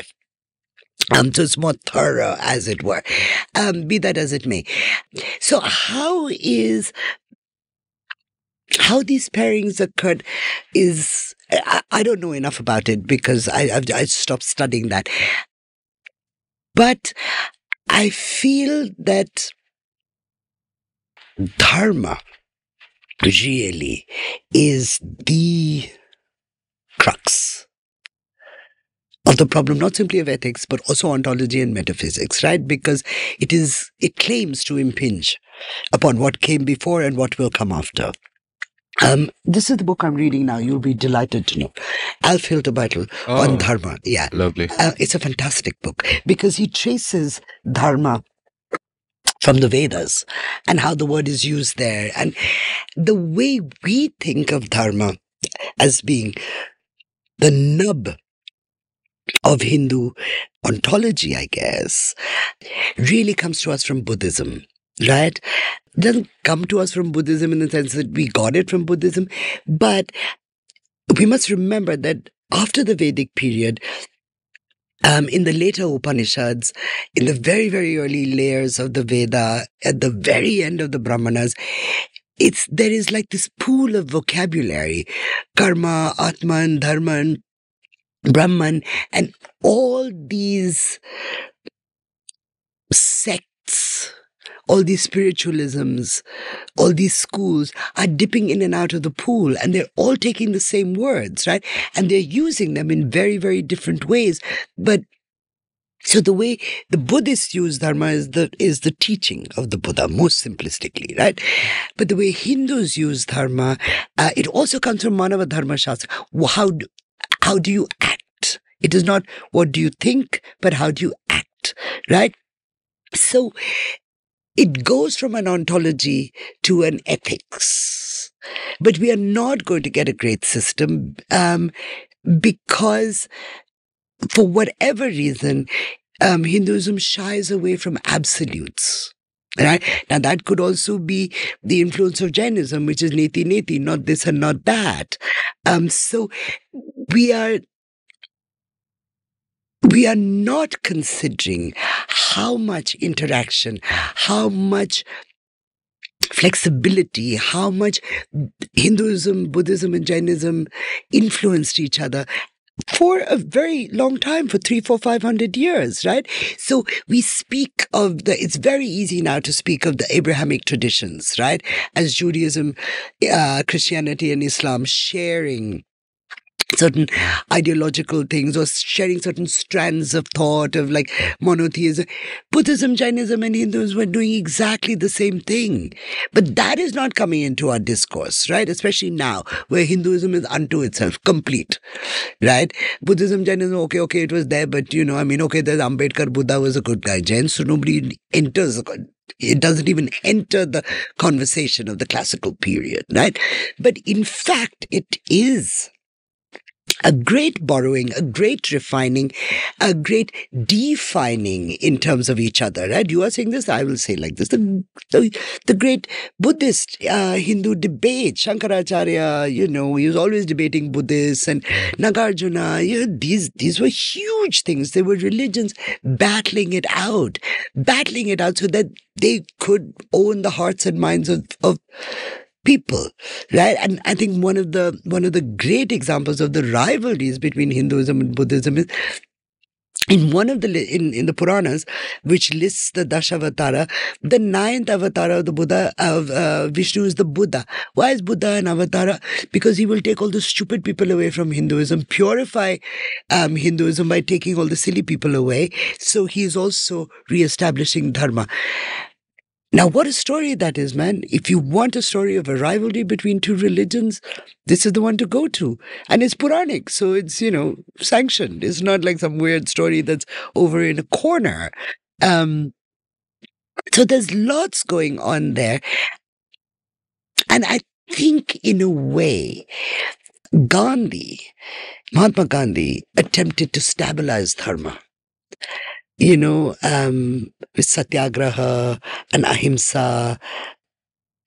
If we see Gandhi, as some people do, as a modern philosopher, then he would be the man who tried to give Dharma some kind of basis in absolutism. I mean, my personal sense is that Gandhi, for all his greatness, was a sort of a fuzzy thinker who was winging it on many issues, and you know, Gandhi's reading of the Bhagavad Gita is honestly quite untenable. I mean, it's like, what book were you reading, man? What book were you reading? I'm not reading this in the Gita. No, that's a really. What book was he reading is a really good question, because Naipaul once spoke of Gandhi as the least Indian of the great Indian freedom fighters. And if you look at the early influences of all our freedom fighters, you look at the 19th century guys like Gokhale, Agarkar, Ranade, they're all reading Mill and Bentham and all of that. Gandhi's reading like really fuzzy, quasi-mystical stuff like Ruskin, like Tolstoy, Unto This Last, and all of that. Imitation of Christ also he's reading. Yeah, so it's yeah. But leaving that aside, so I want to quote this bit about when you write about Wendy Doniger's book, The Origins of Evil in Hindu Mythology, and you write in her book, The Origins of Evil in Hindu Mythology, Doniger brings to our notice the fact that until the Bhakti period, there are multiple dharmas that impinge upon an individual's conscience as a possible basis of action. There is a dharma of the self, swadharma, determined by who one is. There is varnashram dharma, depending on one's caste and station in life. There is samanya dharma, or general principles that apply to everyone. And there is, over and above all of these, Sanatan Dharma, which is eternal and one imagines immutable. Stop quote. And out of these four categories, it would strike me that the kind of ethics that we strive for in this modern world, and certainly that I think about, is maybe the first and third of these categories, that pertains to the self and that pertains to others, right? How do I live in this world? How do I treat others? For me, all of ethical action is contained within those, but you have this varnashram dharma, which seems to me incredibly toxic and ails us to this current day, without mincing words, and Sanatan Dharma, which just seems vague woo-woo, right? Sort of, I mean, what does it even mean? What are you talking about? Because you inevitably then arrive at a situation where, however you define either of these two, Varnashram or Sanatan Dharma or whatever, will in some way often conflict with how you define your personal ethics, which is all I really care about. So what is your sense of how deeply rooted these notions of dharma are in the Indian imagination? Because when people today scoff at enlightenment values, and I must say that intellectually I consider myself a child of enlightenment values, certainly. When people scoff at enlightenment values, enlightenment values as I am would privilege this kind of personal ethics and how you deal with other people, and not the other stuff that is embedded within that, including caste consciousness in these words, which, even Gandhi spoke about, for that matter. Well, I was going to say what a modernist you are when you say that you would, I mean, like myself, I would choose the Swadharma. But this also proves, A, that the Hindu self is a relational self, and B, that there are multiple dharmas for who you are, when you are, what you are. Right? So when you, now, Varnashrama Dharma, I think to people like us, is extremely difficult to think about, extremely difficult to handle, right? But it doesn't apply to us because we don't believe either in Varna or in Ashrama, right? So that is gone. Sanatana Dharma is what all these godmen are touting, whether Jagiji or, Baba Ramdev or anybody. It is because I think the idea of Sanatana Dharma came about precisely because there are so many dharmas, and everybody is going to ask, like Yudhishthira does, what is the greatest dharma of them all? Which dharma am I supposed to follow? Arjuna is not interested in that, right, at all. Arjuna's question, interestingly, is not, I cannot kill, but is, I cannot kill these people. Right? Big difference. Fantastic. Very big great difference, point. right? And of course, Krishna says to him, basically, Bachu, you are a Kshatriya, you perform your Swadharma, I'll take care of everything else, right?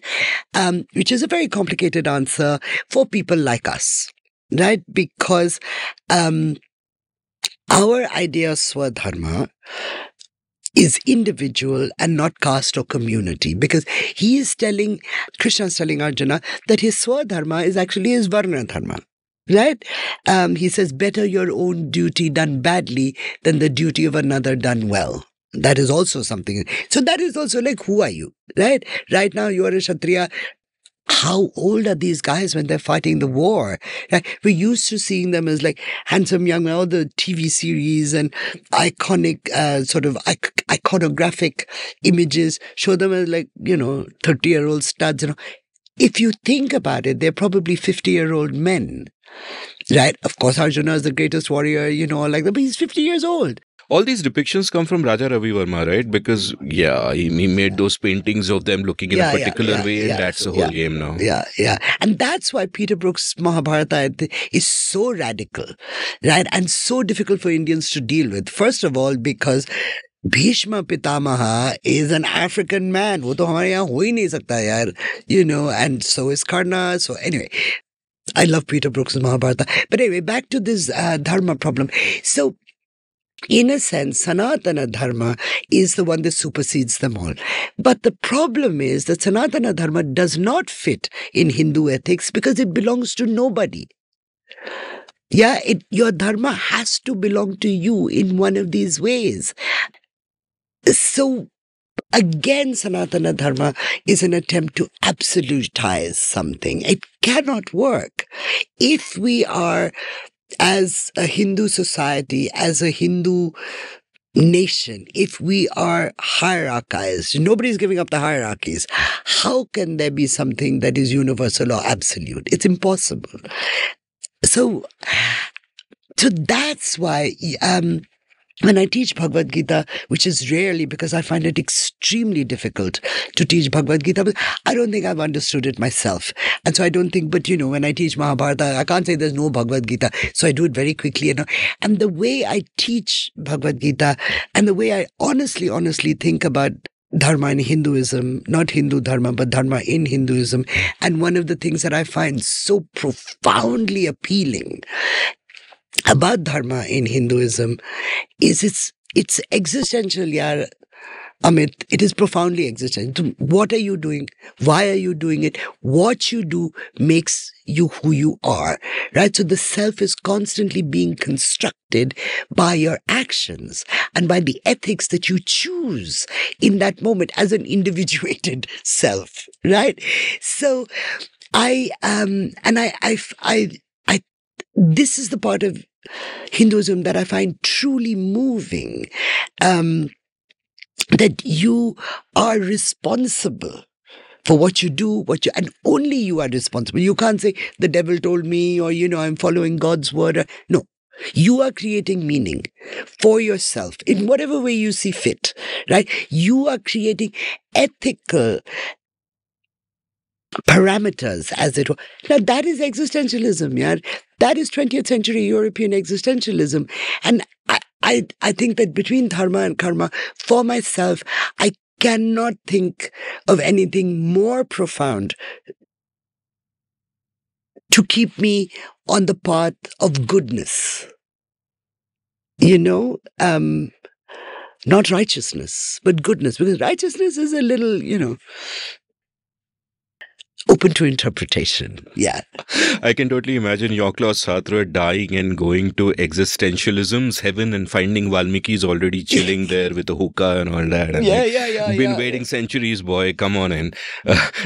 Yeah. Let's, talk about how, the very fact that this work has had so much resonance over a period of time and almost a feedback loop with society, as it were, is also very telling. And you refer to different interpretations of, what's happening in the story as, and how it relates to the real world. For example, at one point you write, several scholars have suggested that the monkeys and Rakshasas represent the non-Aryan tribes of India, and that the defeat of the Rakshasas is in fact the story of Aryan expansion into India. And this hypothesis, particularly the idea that the monkeys of the Ramayana are the indigenous tribal peoples of the subcontinent, has had many supporters, stop quote. And then you move on to the other hypothesis, which you find a little more convincing than this, where you say other scholars have suggested that the Rakshasas represent the other of Hindu society upon which all his fears and terrors can be located. This hypothesis that the Rakshasas represent the innermost terrors of Hindu culture is far more interesting because it attempts to analyze these creatures from within the mind of their creators. Besides that, it opens up yet another dimension, another aspect to the text, further enriching it for its audience. Stop quote. And then about the Uttarakanda, you write this very interesting para where you write, quote, after Sita's banishment, the Uttarakanda has two other crises for Rama the king. The first is when a Brahman's young son dies for no reason. The father laments that this can only have happened if there is something fundamentally amiss in the kingdom. The sage Narada, who happens to be visiting Rama's court at the time, persuades Rama that he needs to find out where this violation of Dharma, which has caused a disruption in the natural order of things, is located, and that he needs to eliminate it at once. Rama kills the low-caste Shambhuka, who is disturbing the cosmic order by practicing austerities that are not meant for him, and by doing so, brings the Brahman's son back to life. Rama acts as a king should, swiftly and without equivocation, eliminating the person whose actions threaten the well-being of his people. Stop quote. And this just, seen in modern times, and I don't even think you need to be in the 21st century to look at this and feel profoundly disturbed by what is happening here. That, and this is of course in the Uttarakanda, so not in Valmiki's original 5 volumes per se. So why do you say exactly? Because Valmiki would never say something like this. Valmiki would never say something like this, right? So all these are sort of impurities creeping into the text, and impurities in more ways than one, right? Yeah. I don't know if we can call them impurities, Amit, because it is the evolution of the text. What is very clear in Uttarakanda, also in Balakanda, but much more so in Uttarakanda, the text has been taken over by Brahmins, right? And in the epics, and it's much clearer in Mahabharata than it is in Ramayana. As I said, it's the conflict between Brahmins and Kshatriyas, right? Mahabharata is full of Brahmins who behave like Kshatriyas, Kshatriyas who behave like Brahmins. Who is going to rule? Who is more powerful, right? So Ramayana is obviously a Kshatriya text, but Uttarakanda of Valmiki's Ramayana is a Brahmin text. It opens with Agastya saying, "Come, Baba, I'll tell you. What do you want to know?" Right? And all Rama does, apart from banish his wife and kill Shambhuka, is listen to stories in Uttarakanda, right? Now, Agastya, from other backstories and side stories and other sources, Agastya is a very orthodox Brahmin, right? And up to that point, up to Uttarakanda, Vasishtha has been the Kulaguru. He has been the family priest of the Ikshvakus, and he's a gentle person, right? He's thoughtful, he's philosophical. Agastya is aggressively Brahmin, right?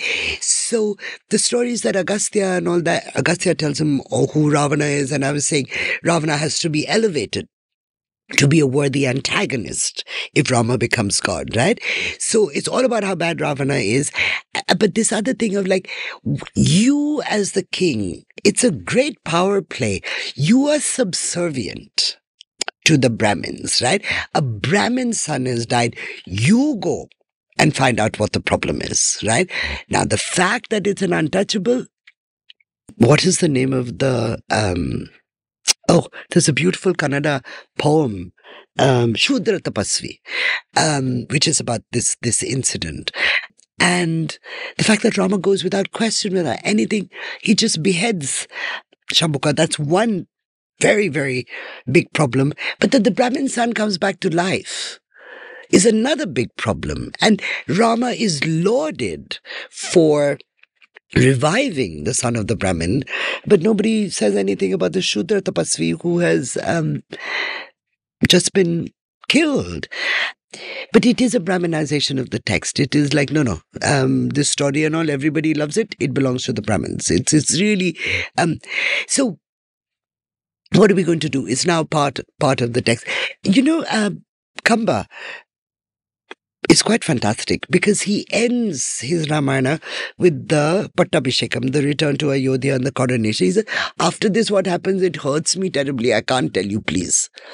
And that's a wonderful way to say, I'm not going to deal with the parts that really, really, really cast a very disparaging light on Rama and his behavior.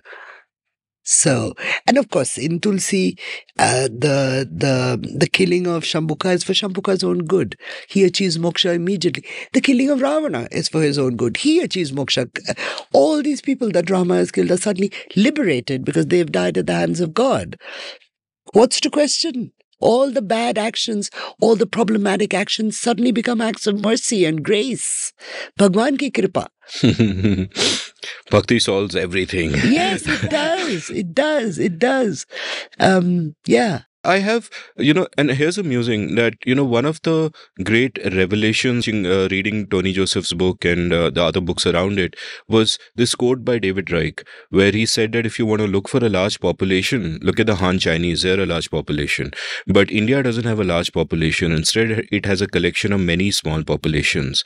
And the whole point was that from the year 080 BC, whatever, before that, after the Aryans came for couple of thousand years, whatever the thing is, we were partying. Everybody was mingling with everybody. Yeah. But from around that time, from around 2100 years ago, a particular ideological strain within the subcontinent won over from the Gangetic belt, which had caste seclusion and endogamy and all of that happening, and so on and so forth. And it strikes me that, therefore, if I may speculate, those values could be reflected in some of these later versions of the Ramayana when they're not there in Valmiki's original text.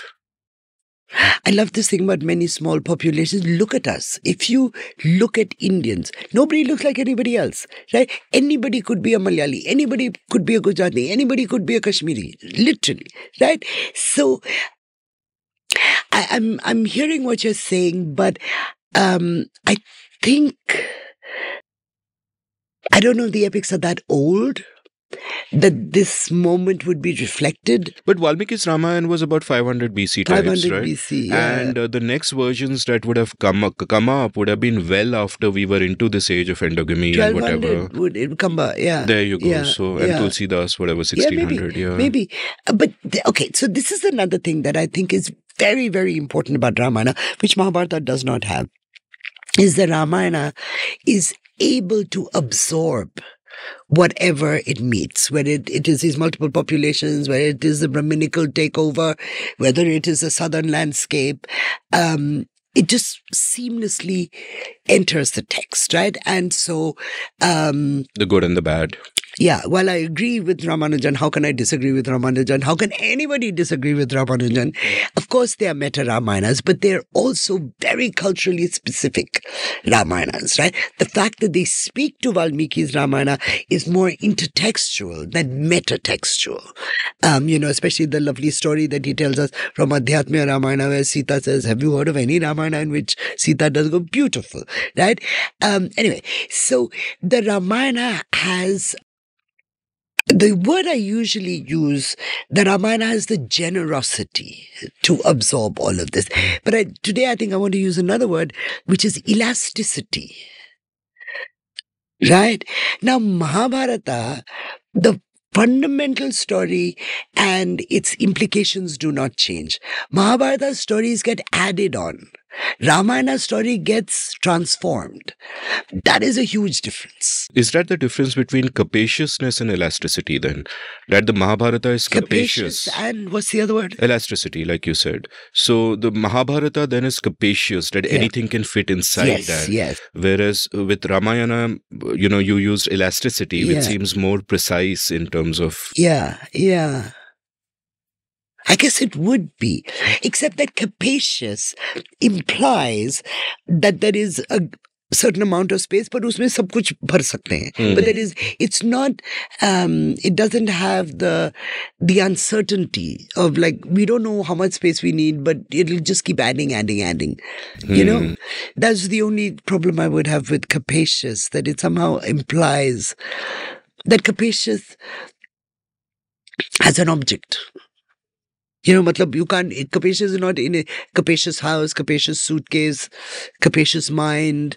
And the other word that people like Hiltebeitel and all that use very often for Mahabharata is encyclopedic, of course, but compendium. You know, that what Mahabharata says about itself is fantastic. What is here is everywhere, but what is not here is nowhere else. Ooh. Amazing, no? I mean, talk about like, do you want to know who I am? This is who I am. That is very Wittgensteinian in a certain way. It is. All the rest is silence. Yeah. Exactly. Let's indulge in our capacious appetite for beverages and take a quick break. And after the break, we'll kind of wrap it up. Okay, good. Long before I was a podcaster, I was a writer. In fact, chances are that many of you first heard of me because of my blog India Uncut, which was active between 2003 and 2009 and became somewhat popular at the time. I loved the freedom the form gave me, and I feel I was shaped by it in many ways. I exercised my writing muscle every day and was forced to think about many different things because I wrote about many different things. Well, that phase in my life ended for various reasons, and now it is time to revive it. Only now I'm doing it through a newsletter. I have started the India Uncut newsletter at indiauncut.substack.com, where I will write regularly about whatever catches my fancy. I'll write about some of the themes I cover in this podcast and about much else. So please do head on over to indiauncut.substack.com and subscribe. It is free. Once you sign up, each new installment that I write will land up in your email inbox. You don't need to go anywhere. So subscribe now for free. The India Uncut newsletter at indiauncut.substack.com. Thank you. Welcome back to The Seen and the Unseen. I'm still chatting with Arshia Sattar. I mean, if she's, written about the epics for so many decades, it's not surprising that she has the patience to sit through a recording of The Seen and the Unseen. So thank you for still being here. My pleasure. As I said, you say Ramayana and I can talk for hours. So, yeah. Ramayana. Okay. Yeah.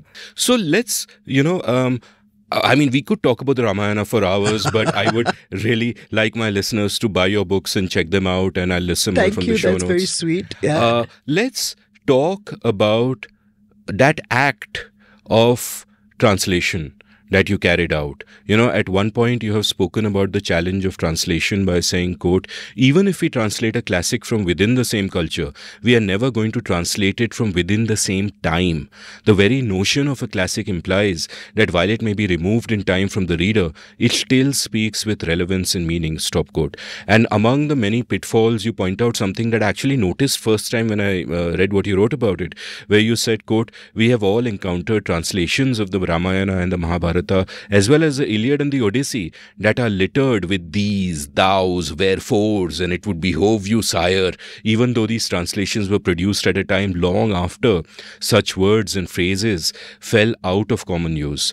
So tell me a little bit about, one, how you came to the task of translating it all. Like in 1996, Valmiki's Ramayana, your abridged translation came out via Penguin. So had you translated before that? What made Penguin approach you? And when you got down to the act of translating, what were the big challenges? Because, when we translate a contemporary work, and I've had episodes where I've spoken about translations with Arunava Sinha and Shanta and Jerry in the recent episodes.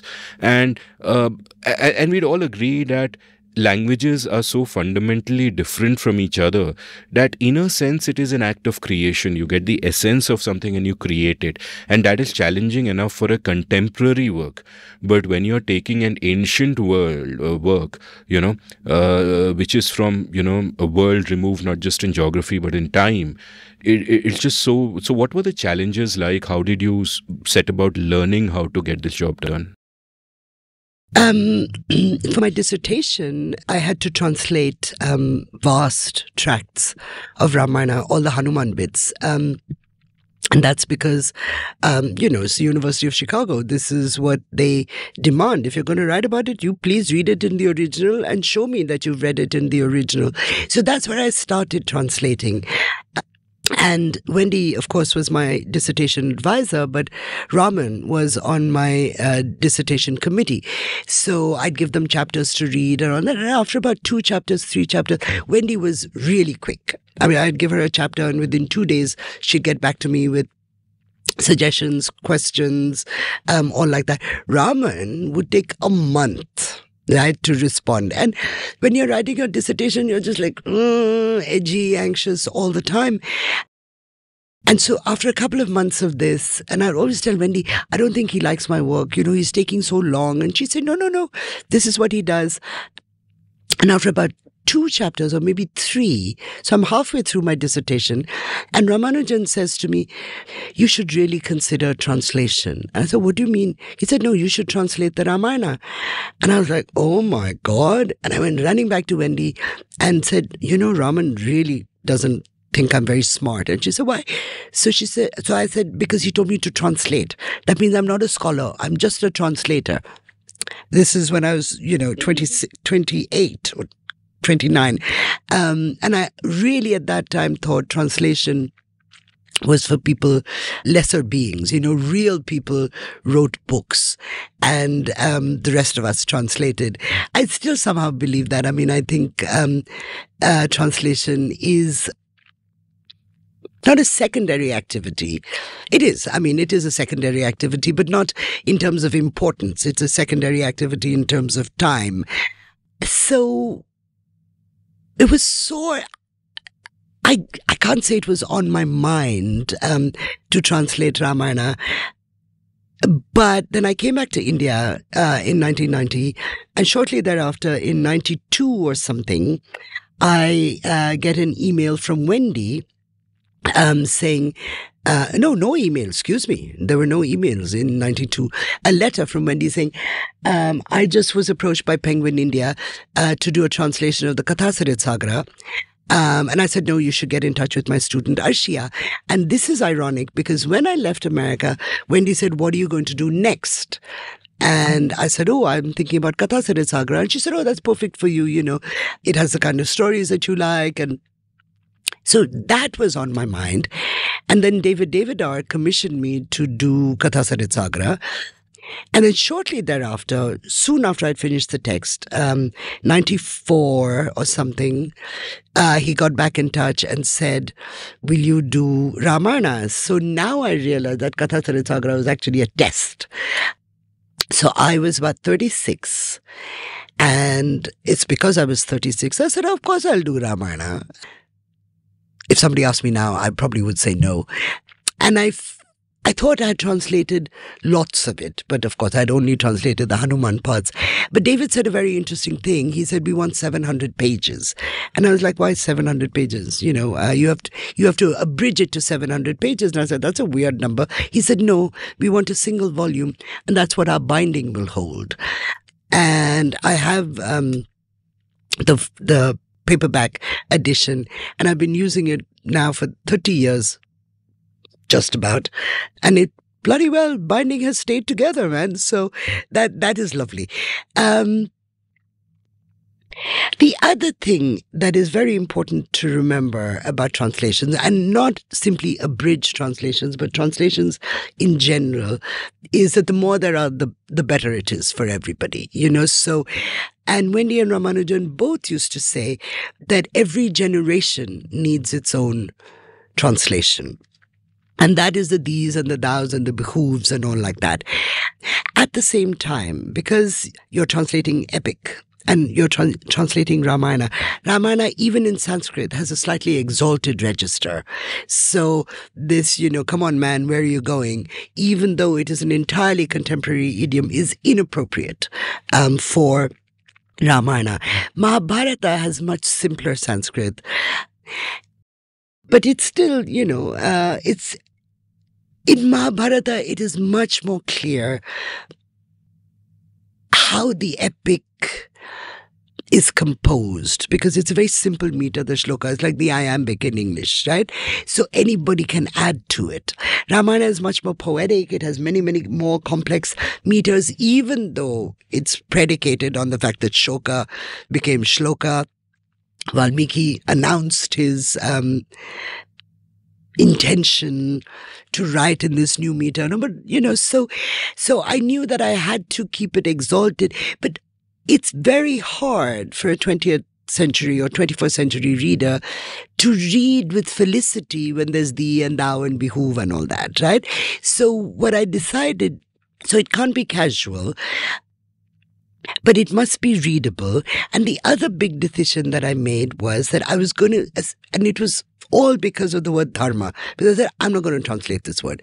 If you are going to spend 700 pages with this word, you're going to understand what it implies, right? Because nobody can translate dharma. In fact, the Van Buitenen, the just beautiful, beautiful Mahabharata translation, I think is seriously flawed by that he uses the law. He translates dharma as the law. And the reason why he picked that word is because you get so many adjectives. You get legal, you get legalistic, you get... It's not the law, man. I mean, it is, but it is hardly restrained or contained by that word. So so I didn't want to translate dharma, and I also didn't want to translate Rakshasa, because the only English equivalents really are demon and ogre, and those are rubbish. Those just don't work. Excuse me. So you make those kinds of decisions before you translate. The other thing, of course, is that you cannot translate a text without knowing it. You have to know what the text is saying. You have to know what the voice of the text is. You have to know where you agree, where you disagree. All that you have to know before. And in the case of Ramayana, you cannot translate Ramayana without knowing Mahabharata, and vice versa, because they're companion texts, and very often they elaborate on each other, and in very, very interesting ways. They contradict each other. They not contradict, make counter arguments. You know, it's not like, oh, they're so silly, they're contradicting. It's like, no, they're actually challenging what the other text has said. So you have to read. That is the biggest challenge, really, with translating. The people think they can just sit down and say, oh, I like this book, I'll translate. No. What else has this person written? What else has been written at that time? What is really going on? And because these texts are so far away in time, you really have to imagine. Of course, we have lots of historical information, but beyond that, you have to imagine. Like, you know, what were they wearing? What did their homes look like? You have to, not simply must you internalize the text, but the text must internalize you. You have to be in it. You have to hear it. You have to feel it. It's very visceral, actually, the process of translating. So the other thing I did to prepare myself to translate was I read as many translations as I possibly could read in English, because I wanted to see what was possible, and equally so, I wanted to know what I was not going to do. And to my great surprise, I found, you know, it was the standard thing for us in the 80s, especially as snotty little graduate students. Oh, all the colonial translations are rubbish. And who's going to read Rav T. Fritz translation? They're fantastic. They're absolutely fantastic. I mean, he does the iambic pentameter and all like that. But they're much more accurate than you think they are. And we were so wrapped up in ideas of Orientalism and, you know, that colonialism is only bad. Of course, colonialism is only bad.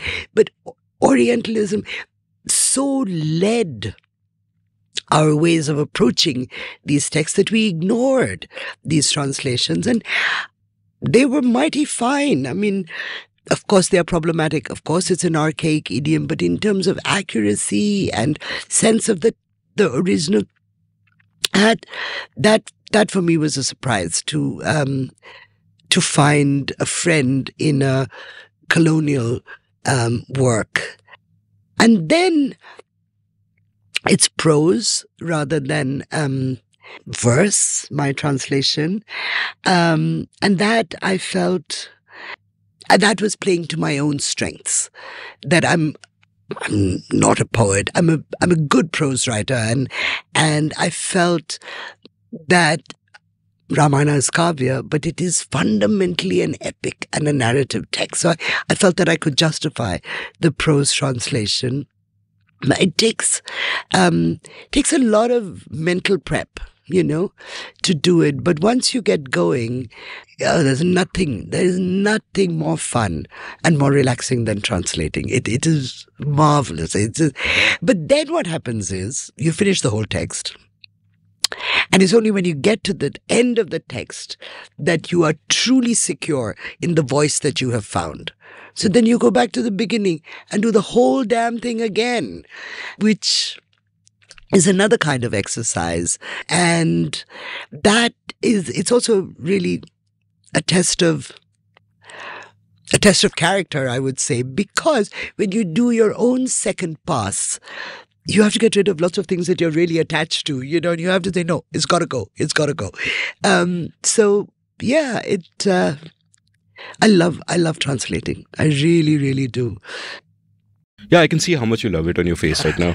And this also sort of interested me when you wrote, quote, in translating Indian classics for Indian readers, I'm not compelled to explain concepts like dharma, karma, purushastra, etc. in detail. However, I am still compelled to negotiate such terms as Rama being described as a bull among men and Sita having the gait of a female elephant. The ideas of bravery and beauty implied by such formulaic Sanskrit phrases are as foreign to the contemporary Indian as dharma might be to a Western reader. Stop quote. And one of the things I kind of really enjoyed was the various ways in which you have kept some of the color in the prose but not made it exotic. And I just want to read out these examples for my listeners, because the moment I do this, they will interrupt listening to this podcast and go out and buy your books.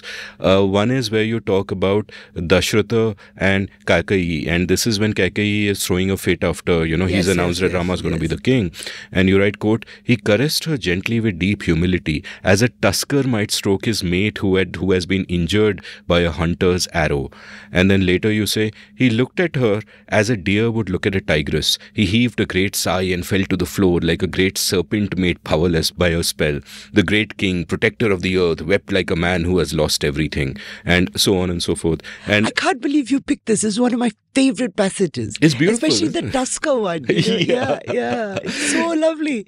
It just brings that whole thing to life, like his alarm, his panic. Yeah. She's throwing and lying on the ground in the anger room. Yeah. And then they had a special anger room, which is kind of mind blowing. In Bombay, our apartments are so small. Exactly. I guess we have anger apartments. I guess in that case. And then Hanuman's description of Ravana as well, or your description of Ravana when Hanuman comes upon, where you write, Hanuman came upon him suddenly and saw him asleep upon that dazzling bed with his breath hissing like angry snakes. The monkey was startled and leapt back in fright. He fled up a flight of stairs onto a raised platform and settled down there to get a better look at the sleeping Rakshasa. As Ravana exhaled in his sleep, his breath seemed to fill the entire palace. His golden crown, slightly awry, was studded with pearls and jewels, and his face was illuminated by his glittering earrings. His broad chest was smeared with sandal paste, and his exquisite necklace added to his blazing splendor, and so on and so forth. And later there's this great passage where Lakshmana tells Sugriva, you are a base and ungrateful liar monkey. You made use of Rama's skills and you have not repaid him, and so on and so forth. And what I find that you did beautifully is that the language has enough flamboyance and energy that I'm really enjoying it, but at the same time, nothing is so exotic that it doesn't speak to me at all. And this fine balance that you seem to have managed would not have come in the first draft, right? Like you said, you've had to go back, murder your darlings, do all of that. That's another one of my favorite passages. And this is actually the monkey looking at the Rakshasa is Ramayana at its best. I mean, Valmiki is at his most magnificent in Sundarakanda, right? The descriptions are exquisite. And I think that's another reason it's called Sundarakanda. But here you have this mythical creature, two mythical creatures, right? The Rakshasa and the flying monkey. But Hanuman is acting exactly like a monkey. He went and looked and he got terrified and he scrambled up the pillar and then he's looking for... So there's a naturalism of the monkey and the sort of supranaturalism of the Rakshasa. It's amazing. And the text holds both together with such incredible comfort and such ease, So lots of the beauty is of course Valmiki. And but I I so enjoyed translating Sundarakanda. And excuse me, I enjoyed also in Sundarakanda, when he sees Sita, when he thinks he's burnt Lanka, he can't find Sita or something. And he goes through this thing, Hanuman, like, if I don't find her, what will happen? I'll go back. Rama will be so sad, he will die. Lakshmana will be so sad, he will die. Then Sugriva will look at him and he will die. And then all the monkeys will jump off the cliff. Oh my God, what shall I do? This is a magnificent monkey. This is a monkey unlike any other monkey. But Hanuman is simultaneously wise and also monkey mind, a real chatterer. Like he can't stop himself from having bad thoughts and he talks himself out of them. And it's just like, who are you, Valmiki, who has been able to do this? It is just superb. And I mean, Mahabharata is what it is, but this is just fab. Yeah, complete boss man. You also write about the problem of hyperbole. Like you write, quote, what then of the grand and extended hyperbole that gives epics the distinctive flavor? Warriors are as large as mountains. Kings give away hundreds of thousands of millions of cows. Gold and silver are as common as salt and pepper. Everything is larger than life, and so on and so forth. And your solution to this was, quote, once again, the theory is simple, but the practice is not. A translation depends on evocations, echoes, and resonances. These are generated by the translator and nurtured, in a sense, by the reader. Stop quote. And you elaborate upon this, and this is, part of your introductory essay to Valmiki's Ramayana, which everyone should have. So everyone who is listening to this is definitely going to read this anyway. But my question here is that then there is also this conflict you would face as a translator, that on the one hand, as modern readers, so to say, we have imbibed sort of a sense of modern values, such as that too much flamboyance is a bad thing. You do want to murder your darlings. You want the prose to be transparent, as you've pointed out yourself in that earlier passage. Show, don't tell, for example. Yes. Don't put too many adjectives. Let verbs and nouns do all of the talking. And yet the original is not written quite like that. So how do you negotiate this difficult space? You don't want to compromise on everything that the original is doing, but at the same time, it must be like, you also want to come up with something that is independently good writing on its own. Yes, all of the above. But you yourself, having read Ramayana, my translation, you ease the reader into the differences. You ease them into the fact that this is actually very exotic. Not simply if you're an American, but even for an Indian, right? And very soon you'll say, Dasharatha is 60,000 years old. Okay, cool. He's 60,000 years old. Rama ruled for 20,000 years. You've reached the end of the text. It's like, okay, it means 20 years or whatever it is. But it is hyperbolic. And that's one of the great pleasures of the epic, that it is like us and yet not like us, So by the time the reader gets to the end of the text, कुछ भी हो सकता है यार. अभी monkey उड़ रहा है तो फिर क्या? I mean, monkey बिल्ली के size बन जा रहा है. What is the problem here? If you're persuaded. So this is sort of why I think the measure of the Ramayana is actually in Hanuman. And the Mahabharata doesn't have a measure like that. Because if you can believe that a monkey flies and speaks perfect Sanskrit and does all this, what is the problem with believing anything else, right? And Hanuman, he enters the text and Sugriva says, go and meet those fellows. I think they might have come to harm me. And he takes on the form of a bhikshu and he goes. And Lakshmana says to him also, how come you speak such good Sanskrit? No, he doesn't say how come. He says, your Sanskrit is very good. Then he turns back into his monkey form. Neither Rama nor Lakshmana are at all disturbed, right, that this is happening in front of them. Now, if they have suspended their disbelief, how can you not?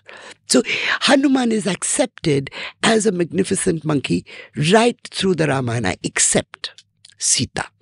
Again, right? Because when she sees him, she says, oh my God, there's a monkey. I must be dreaming. Monkeys don't speak Sanskrit. She says, a monkey's in a dream. It's a bad omen. Something must have happened to Rama. And then he starts to tell her Rama's story. So again, it is Sita who actually, in a weird way, breaks the fourth wall, not by addressing us, but saying what we have not bothered to say. 100 pages ago, 200 pages ago. It's like, what is this, man? How is this monkey speaking in Sanskrit? But it is absorbed yet again, and we continue as ever before. Like I was teaching to American students once, and that passage about Ravana, I was like, so charismatic, so powerful, so attractive. And Hanuman actually says, oh my God, I hope I know what Rama is up against, because this is something special. So I was talking about how charismatic Ravana was, and because Ravana was so charismatic, there can be this suspicion about what Sita did while she was imprisoned in Lanka, and so that fellows, the townspersons, ugly whispers about, did she really stay chaste? It's because Ravana is as magnificent as he is. And this American girl puts up her hand and says, but he's a monster. And I was like, why is he a monster? And she said, he has 10 heads and 20 arms. I'd completely forgotten that. I'd completely forgotten that Ravana is actually monstrous in that he's very big and that he has, more heads and more arms than any human being should have. Think of the incredible foreplay. That's surely a feature, not a bug, right? Well, think of it this way, actually. Think of how many women he could have at the same time. That's a male-centric point of view. I'm going a female-centric point of view. Come on, individuation. But this business of the monstrous Ravana, of the 10 heads and the 20 arms, is beautifully worked out in Andhra puppetry, right? Because there are two Ravana puppets. One is Ravana the Magnificent, and the other one is Battle Ravana. So Battle Ravana has got these 20 arms and 10 heads, and I think, well, maybe that's what it was. That when he is himself in Lanka and all like that, he has one head and two arms. But when he needs that extra power, like when he has to kidnap Sita, maybe that's when he manifests in all his glory. So that's all cool stuff. I mean, that's really exciting. And I think also Ramayana, more than Mahabharata, and despite Ramanand Sagar, it really calls upon us to suspend our disbelief and to really enter a world that is not ours. And I think that's why children love it. That's why people think of it as, it's a fairy tale. There's we were talking earlier about structuralism. The prince and the princess, and there's a wicked stepmother, and the prince has to go into exile. And when he's in exile, like a demon comes and takes his wife away. And then he has to make friends with magical animals. And they go to an island and they rescue the princess and they bring her back. Of course, it's a fairy tale, right? But it's not, because when you put karma and dharma, and the magic animal is Hanuman, and Rama is dealing with moral issues, and Sita is remaining devoted, then it is Ramayana. It is not Ramayana without these things. And so also when I teach Indian students, they'll say, but ma'am, is it true? And I'm like, is it true? Yeah, I mean, it's possible that there was a prince who was exiled into the forest. It's possible his wife was taken away from him. It's possible he fought a battle to get her back. But that is not Ramayana. Ramayana is the monkey who flies, who speaks Sanskrit. It is the king who ruled for 60,000 years. It is warriors as big as mountains. This is Ramayana. Yeah. And so it is literally true. It is not factually true. And I want it to be a piece of literature because it is such an exquisite feat of the human imagination, of the storytelling imagination. How cool is that? Much more important than it, like this is Ayodhya and this is Chitrakuta and this is where. And the other thing, of course, like, is it true? So many villages in India, right? They'll have like a little kund, a little pond, and they'll say, Sita was very thirsty, and so Lakshmana shot an arrow, and this is the pond, or this is where they stayed the night. Everybody wants Ramayana to be in their backyard. Everybody wants it close to them. So that's the magic of the text also, no? That again, the generosity, the elasticity of the text is that it was here. It happened in my backyard. They were so close to me. And if it is true, we diminish that possibility of it belonging to everyone. It's because it is emotionally true that it belongs to us all, you know? So I was recently watching RRR with a friend. And at one point, you know, when that whole bridge sequence happens where they are... I have to see the movie, huh? Yeah, okay. There's a famous sequence where all kinds of mad things happen when they rescue a little boy in the water and they're doing things with ropes and all of that, and then they're running underwater. And at the point they start running underwater in slow motion, the person with me just burst out laughing like a maniac. And I was like, why are you laughing? This is our cinema. You know, yahi to hai. You know, even though I'm much more a world cinema kind of person, but regardless, you know, this is our cinema. And I had done an episode a while back, The Loneliness of the Indian Man, on how men are trapped by patriarchy. But leaving that aside, my guest there, Nikhil Taneja, spoke about Bollywood. And he said, see, there is a reason that we are the only film industry where the main actor is called hero. Ye film ka hero hai. Right? Because we don't need a Marvel franchise. You know, we don't need superhero films. Right. Because in all these Hindi films, what are our actors doing? What is Sunny Deol doing? What is, Shah Rukh Khan doing? They're all heroes only, right? Yeah. And I wonder if this continuous tradition coming down from our epics is kind of responsible for the suspension of this belief, where we do not have that Western need, in a sense, to pay fealty to realism, to say ki this is realism, anything that is fantastic is another genre, there's another word for it. But these are our stories, man. This is the shit that happens, merges with reality. It's fine. It is what it is. Yeah. No, I'm sure you're right. I mean, for us, I mean, the gods are so close, or like the potential for natural laws to rupture is always there. I think that's great. I think it makes it a richer world to occupy rather than one that is entirely determined by El Nino or, you know, other scientific, semi-scientific things. No, I was thinking also that, like, talk about suspension of disbelief. Look at the songs in Indian movies. Kahin bhi, koi bhi, anybody can break into song. And every woman falls in love with a toxic guy who's stalking her. That's also suspension of disbelief, right? It is indeed. It is. Yeah. But that's why you should see Pathan, because it's so clever. Shah Rukh Khan is superheroes in this, right? He can do anything. And John Abraham also, right? So there's two of them. So it's a bit marvelous in that sense. But the sophistication with which the self-reflexivity is handled and reflexive is also an element in our storytelling, and the meta-ness. Ramayana and Mahabharata are both meta because it starts with some guy. It's not just a frame. It's some guy telling you, I will tell you what happened. Then that guy appears in the story. Then he questions himself. And then other people question him. What is going on exactly? I mean, we were talking about literary criticism earlier.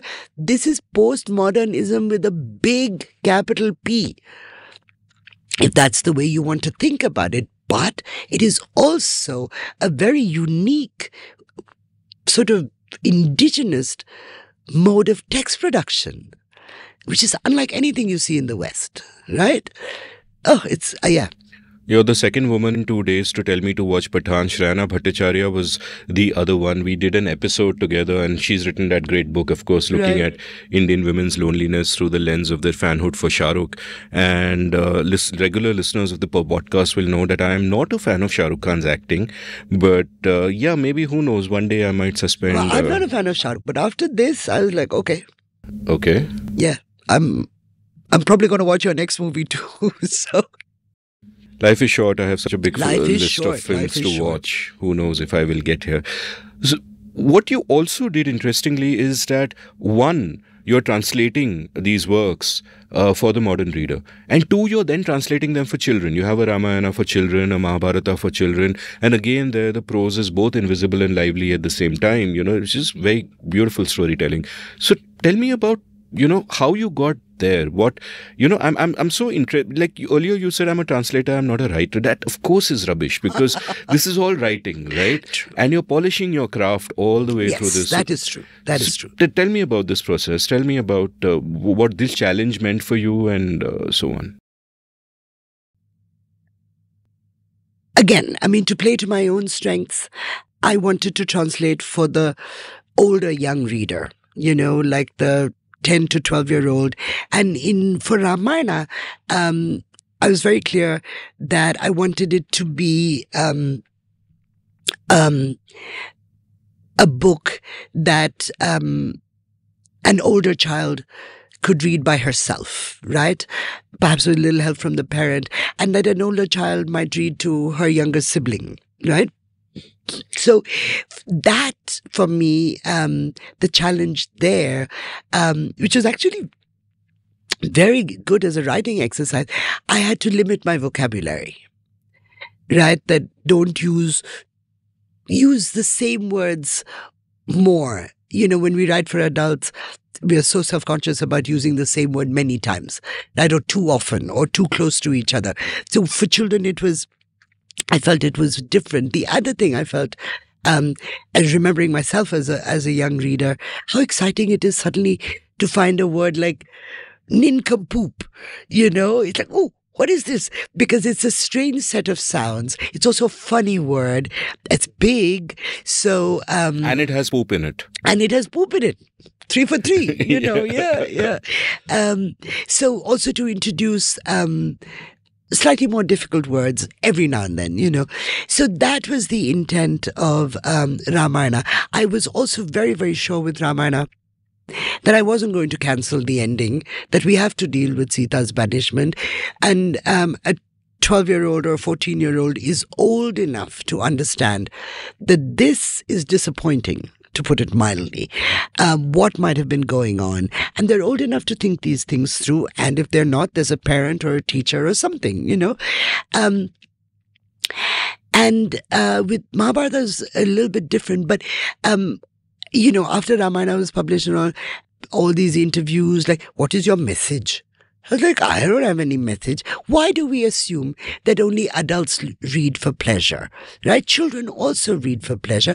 And if you think that these are tales that contain morality, that have a message, you tell your children. It's not my job to do this, right? So I'm here to give them a very, very, very accurate representation of what the big story is, right?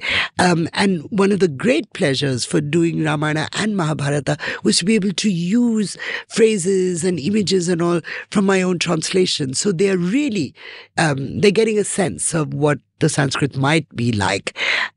So again, it's a register that is, I don't want to sound vain, and I don't mean to sound vain, but the register's more lyrical in Ramayana, that it's not like reading Percy Jackson, who is, the same kind of thing, some superhero type fellow. Look, I don't want to be too critical, but Percy Jackson's no Valmiki. No, he is not. No. I'm kidding. Yeah. Sorry, Percy. Sorry, Percy, really. But it's and I really was, in my mind, writing against other popular children's versions of Ramayana, which are so holier than thou, so sanctimonious. And so also what I wanted to do with Ramayana is write it in such a way that children recognize it as a fairy tale. Make them into structuralists while they're 10 years old. Let them see that they know this story already, And then with Mahabharata, I just said, I thought I had to pitch it a little bit older because, again, I didn't want to compromise the moral complexity, the dilemmas, the heroism. Mahabharata was complicated because so many people are having, as they say, children out of wedlock. And there are so many illicit and illegitimate relationships. So I just say a beautiful son was born to them. Also the violence. So there's a couple of places with Bhima where I keep the violence when he kills Bakasura and all that, but otherwise not. And I also very much wanted to make Duryodhana heroic. So I think that in my Mahabharata, the tragic relationship becomes Duryodhana and Karna. Both men of valor, both they're almost Shakespearean characters. They have one tragic flaw and that undermines them, but otherwise they're fantastic. And I also wanted to make Yudhishthira, which I believe, as everybody does, he is the philosopher king. He really is. And whether or not, I mean, this is too much for the kids, but in my own mind, I still think about, is it appropriate for a Kshatriya king to be a philosopher, or is he doomed to failure? You know, because he's a Kshatriya. I mean, he's got to go out. Yudhishthira is a terrible warrior. You know, people are always protecting him. Like they have to fight around him, so that he doesn't get hurt. And so Mahabharata was a lot darker. And there also there are all those kind of interesting choices that he has to make with regard to his dharma, like Ashwathama the elephant, for example, all of that. Of course, I mean, how can you justify that? But how? Yeah. But it's so like, okay, so in Mahabharata, he tells this lie, or half lie, and his chariot sinks. His chariot used to float above and so for a child, that's a lovely story. Jhoot bologe na, aisa hoga. Or whatever, that there is a consequence to lying, which is usually not pleasant. And so, in so many ways, Mahabharata is more literal than Ramayana, and that works very well for younger readers. But do not compromise on who are the good guys and who are the bad guys. And also this thing of like a 12, 14-year-old is developing a sense of right and wrong. They're able to make their own judgment instead of me saying Duryodhana was an honorable king, and those things don't need to be said. We should do a whole podcast where you're talking just like that in that tone. Wouldn't that be fun? No, I enjoyed doing the books very much, and I think somewhere inside me, I felt that this was like giving back to children's literature everything that I got, you know. Such a lovely thought.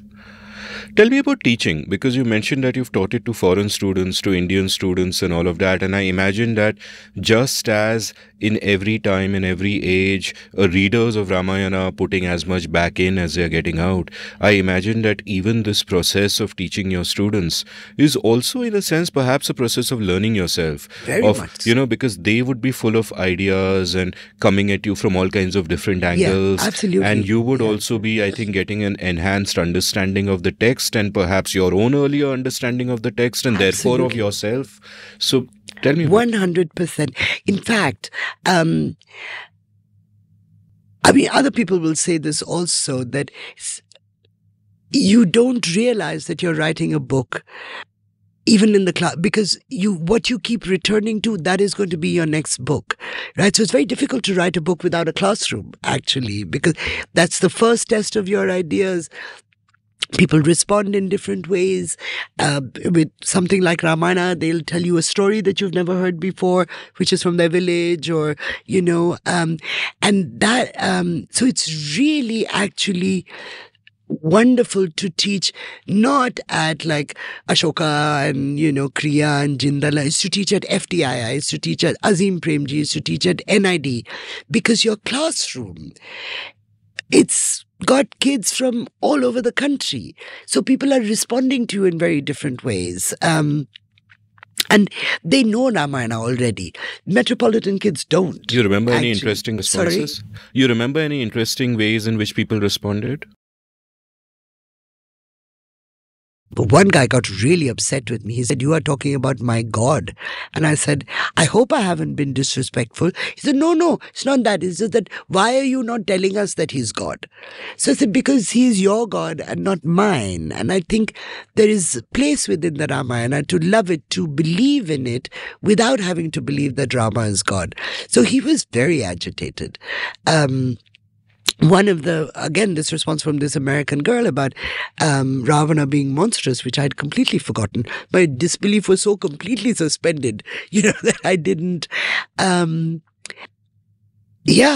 But I've stopped teaching over the last 4 years because the classroom is no longer a safe space. Things you say can be taken out of context, especially in the 2 years of pandemic, Zoom stuff, like they broadcast. They have to put it online. And once it's online, anybody other than your students can see it. And it's too fraught, and, I used to joke like, oh, if I don't have a classroom, I can't write a book. It's coming true. I'm trying desperately to think through this book, and I don't have a place where I can test it out. So it's,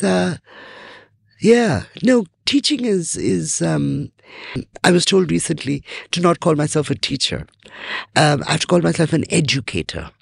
Who told you this? Because educator means I'm also learning. But teacher means I'm only teaching. And I was like, oh my God. Really, surely I know what's going on in a classroom without giving myself a new label, but yeah. Let's talk about this now. Let's talk about this because I was sort of wondering that could a book like Yuganta, for example, have been published today? And I'm not sure of what the answer to that is, right? Like I in fact quoted from Yuganta in a column of mine and got threats and all of that for that, So, and when you would have started getting interested in the Ramayana, when you would have started, translating it, writing about it, the times were a little bit different.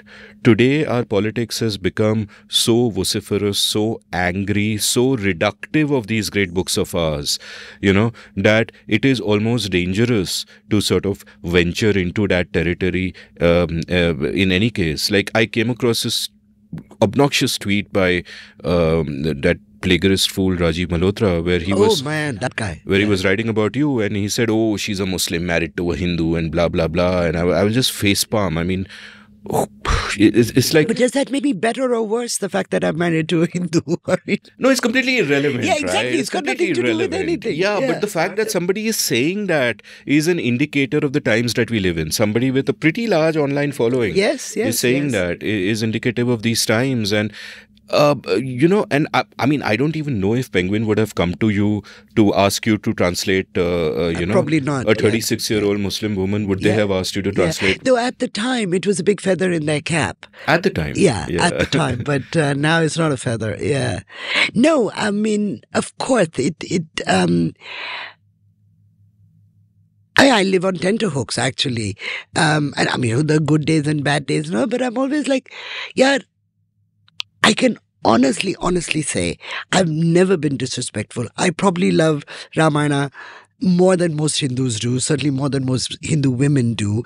But that is of no consequence because somebody can get offended by anything. And, even if you didn't, so what? Right? Exactly. Also true. But in fact, I do. Yeah.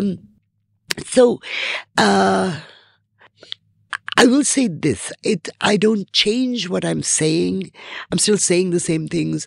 I'm still, as you can see, as you know, writing the same kinds of books. But publishers and all that are responding differently. Not that they're saying take this out or take that out or anything, but everything's a bit subdued, they're not launched with the sort of... In fact, the publishers don't launch the books at all. It's my friends who do. Like Shoma would say, oh, I'll interview you for something or I'll do a podcast or something. So all the publicity comes from really people like yourself who believe that no, this has a place in public discourse, and but I'm writing more and more now for magazines, which is also kind of a good place to test out ideas, but nothing comes back at you, and anytime anything is published online, I just do not look at the comments, because who needs to know what gandapana is out there? If there's something truly egregious, some friend will say, lie low for a bit. Somebody said something really quite obnoxious. And then I get agitated for 3 days. And then what do? I mean, I don't know how to do anything else. I know how to read and write. This is my livelihood. This is my profession. This is my vocation, and I'm too old now to change. Can't teach an old dog new tricks. So. I don't want to give these guys ideas, but it strikes me that the RSS should look upon you as a poster child, because they have forever been saying that Hinduism is not just a religion, it is a culture. Yes. Everybody reads the Ramayana. Yes. And I'm like that, you. Please. Yes, kindly. Yes. Yeah. So, but long ago, in the first round of the aggressive Hindu right, which was in the sort of mid-90s when I was translating Ramayana. So it was at some party in Bangalore, and I used to get this perverse pleasure. Like, people would say, what do you do? And I'd say, I translate Ramayana. Conversation stopper, right? But one person said to me, very good, more Muslims should be like you, translate Ramayana. I said, no, you know what? More Hindus should be like me and translate Ramayana. Beautiful learn answer. Sanskrit. Yeah, I was very proud of that. Because usually this is what you think of when you're at home in bed. I wish I had said this, but it came out very nicely at the time. And now the whole world knows you said it, so well done. Exactly. Yeah. Right. Yeah. So, moving on from all your work on the Ramayana and all of that, I am also fascinated by something that you did that I feel incredibly jealous of, which is a podcast that you managed to record with Girish Karnad before he passed tragically, and which is beautiful, which is like a kind of an oral history. It's a monument in itself. I'll link it from the show notes. And I have been saying for a long time that we need to do more of these oral histories, that we need to talk to people, we need to capture memories, not just famous people, like what I recommend to everyone is just sit with your parents with a recorder one by one and just capture their stories, and maybe something will peel away in the way that you look at them. And so what was that experience like? I know it was heartbreaking because your last recording you said was on a Saturday. He passed on a Monday. But, what was that experience like? And are you planning to do any more of those? I really feel you should. I completely agree with you first that we have to get more of these conversations going. And as you said, it doesn't have to be all famous people. It's elders, because we are losing living memory, partition. I mean, this is literally, we have like maybe another year to talk to people who lived through partition. And I think they're important also because we need to produce a counter narrative in this time. And we are going to be able to do that with living memory by talking to people from previous generations who remember a different India, who created a different India, So it's a political imperative, I think, that we do this. Also, it's a great pleasure. And, as we were speaking earlier, outside, a podcast is there forever. It's a resource. Anybody can access it for a variety of reasons, and it's ironic. It bestows a kind of immortality, which certainly Girish Karnad deserves and has already. Yes, so the Karnad podcast was fortuitous in some sense. We've been friends for many years. We became friends when he came to the University of Chicago and wrote Nagamandala there. And I was his stage manager for the play. So, of course, it's my favorite play. And his family had been quite keen that we do a series of interviews with him. But it started 3 years before he died. And he was like, no, I'm not interested. He was very grouchy. And at the time, he kept saying that he had nothing to say because he was writing the second part of his memoir. And then I think he couldn't write the memoir because he just didn't have the energy. And and I kept saying, let's do this, let's do this. No, don't bother me, don't bother me. And one day he called me and he said, I'm ready to do it. And I said, okay, when? And he said, June 1st or May 1st or something like that. And so with my colleague, Anmol Tikku, who is a very close friend of the family because he's Raghu Karnad's friend, so I thought we would be a very good combination because Girish is comfortable with Anmol and with me. And Anmol is a filmmaker, so also, like yourself, he has these magic skills. So I've seen that machine before, that very same recorder. So he was going to record. And of course, I mean, how can you just record if you're talking to Girish Karnad? You enter the conversation. So we had this plan that we would get him to talk about the second half of his life, the part that's not in the memoir. Did we have a choice? No. Giri said, I want to talk about this. I was like, okay. But also Girish was always very, very organized and in his own words, very meticulous. So he would ask, what are we going to talk about tomorrow? And we would say X, Y, or Z. And he would say, no, not that, this, or yes. And then he would be prepared with what he wanted to say. And he was on an oxygen machine. So it was very hard to record because, the machine beeping and his troubled breathing and all that. But he would always be ready for us at exactly the time we would come. 5 o'clock was the time. And he would speak for an hour. And then he would get tired. He'd say, okay, I need to stop for a little while. And so for like maybe 10 or 15 minutes, we'd stop and then he would come back. So we would get about 2 hours with him every day. And it turned out completely different from what he wanted and certainly very different from what we wanted. But it's quite fantastic because he talks about everything, why he wrote his plays, which plays he likes. He talks about his colleagues. He talks about his peers. He talks about his political activism.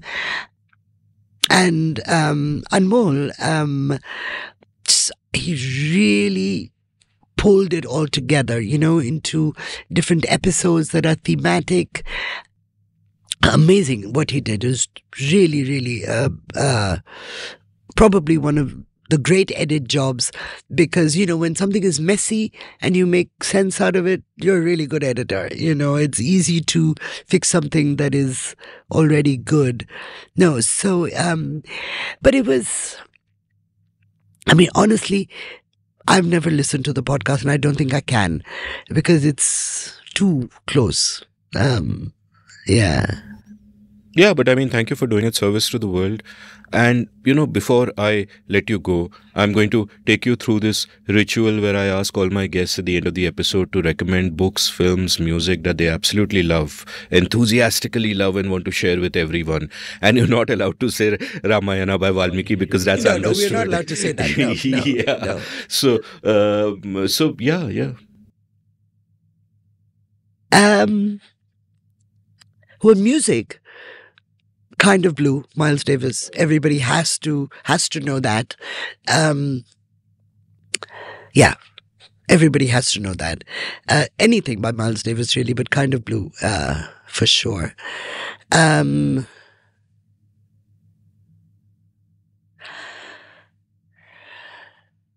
Book.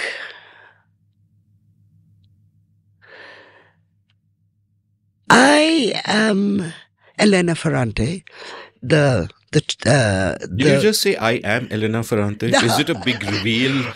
Oh my God. I was going to say, I said I am because I was going to say something else and then suddenly I thought of Ferrante.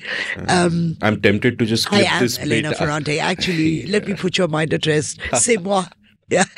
But there's also a book I think that It's called The Door by Magda Szabo, who's a Hungarian writer who, and fortunately this is translated into English. I couldn't have read it otherwise. But I think it's I used to think it was simply a book that Indians should read because it's about a writer's relationship with a woman that she employs to clean her house, but is also profoundly metaphorical now about a fascist state. And so I would, it's on my mind a lot. Yeah. Movie. Peter Brook's Mahabharata. Which, by the way, I am, one of a small legion of fans of Jean-Claude Carrier. You must be familiar with his work. He wrote the script for Peter Brook's Mahabharata and for Louis Buñuel's last 3 films before he died, which are masterpieces. Right. So, Discreet Charm of the Bourgeoisie, Phantom of Liberty, and That Obscure Object of Desire. And he co-wrote the screenplay for The Unbearable Lightness of Being, which Philip Kaufman made into a great film.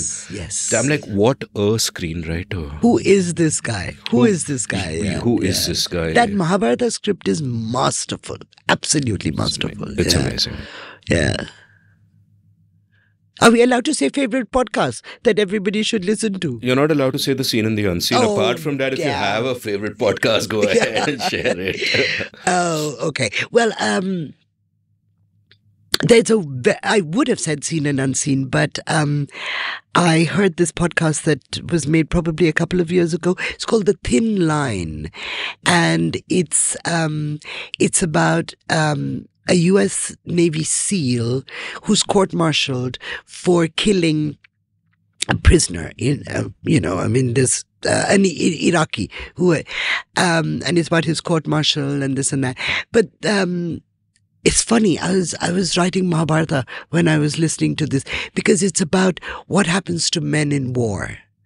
And what is the thin line of morality? Because this guy's defense was, I'm a soldier. You told me to kill the enemy. This guy was an enemy. He was a 17-year-old child. They were not sure whether he actually was carrying weapons or not.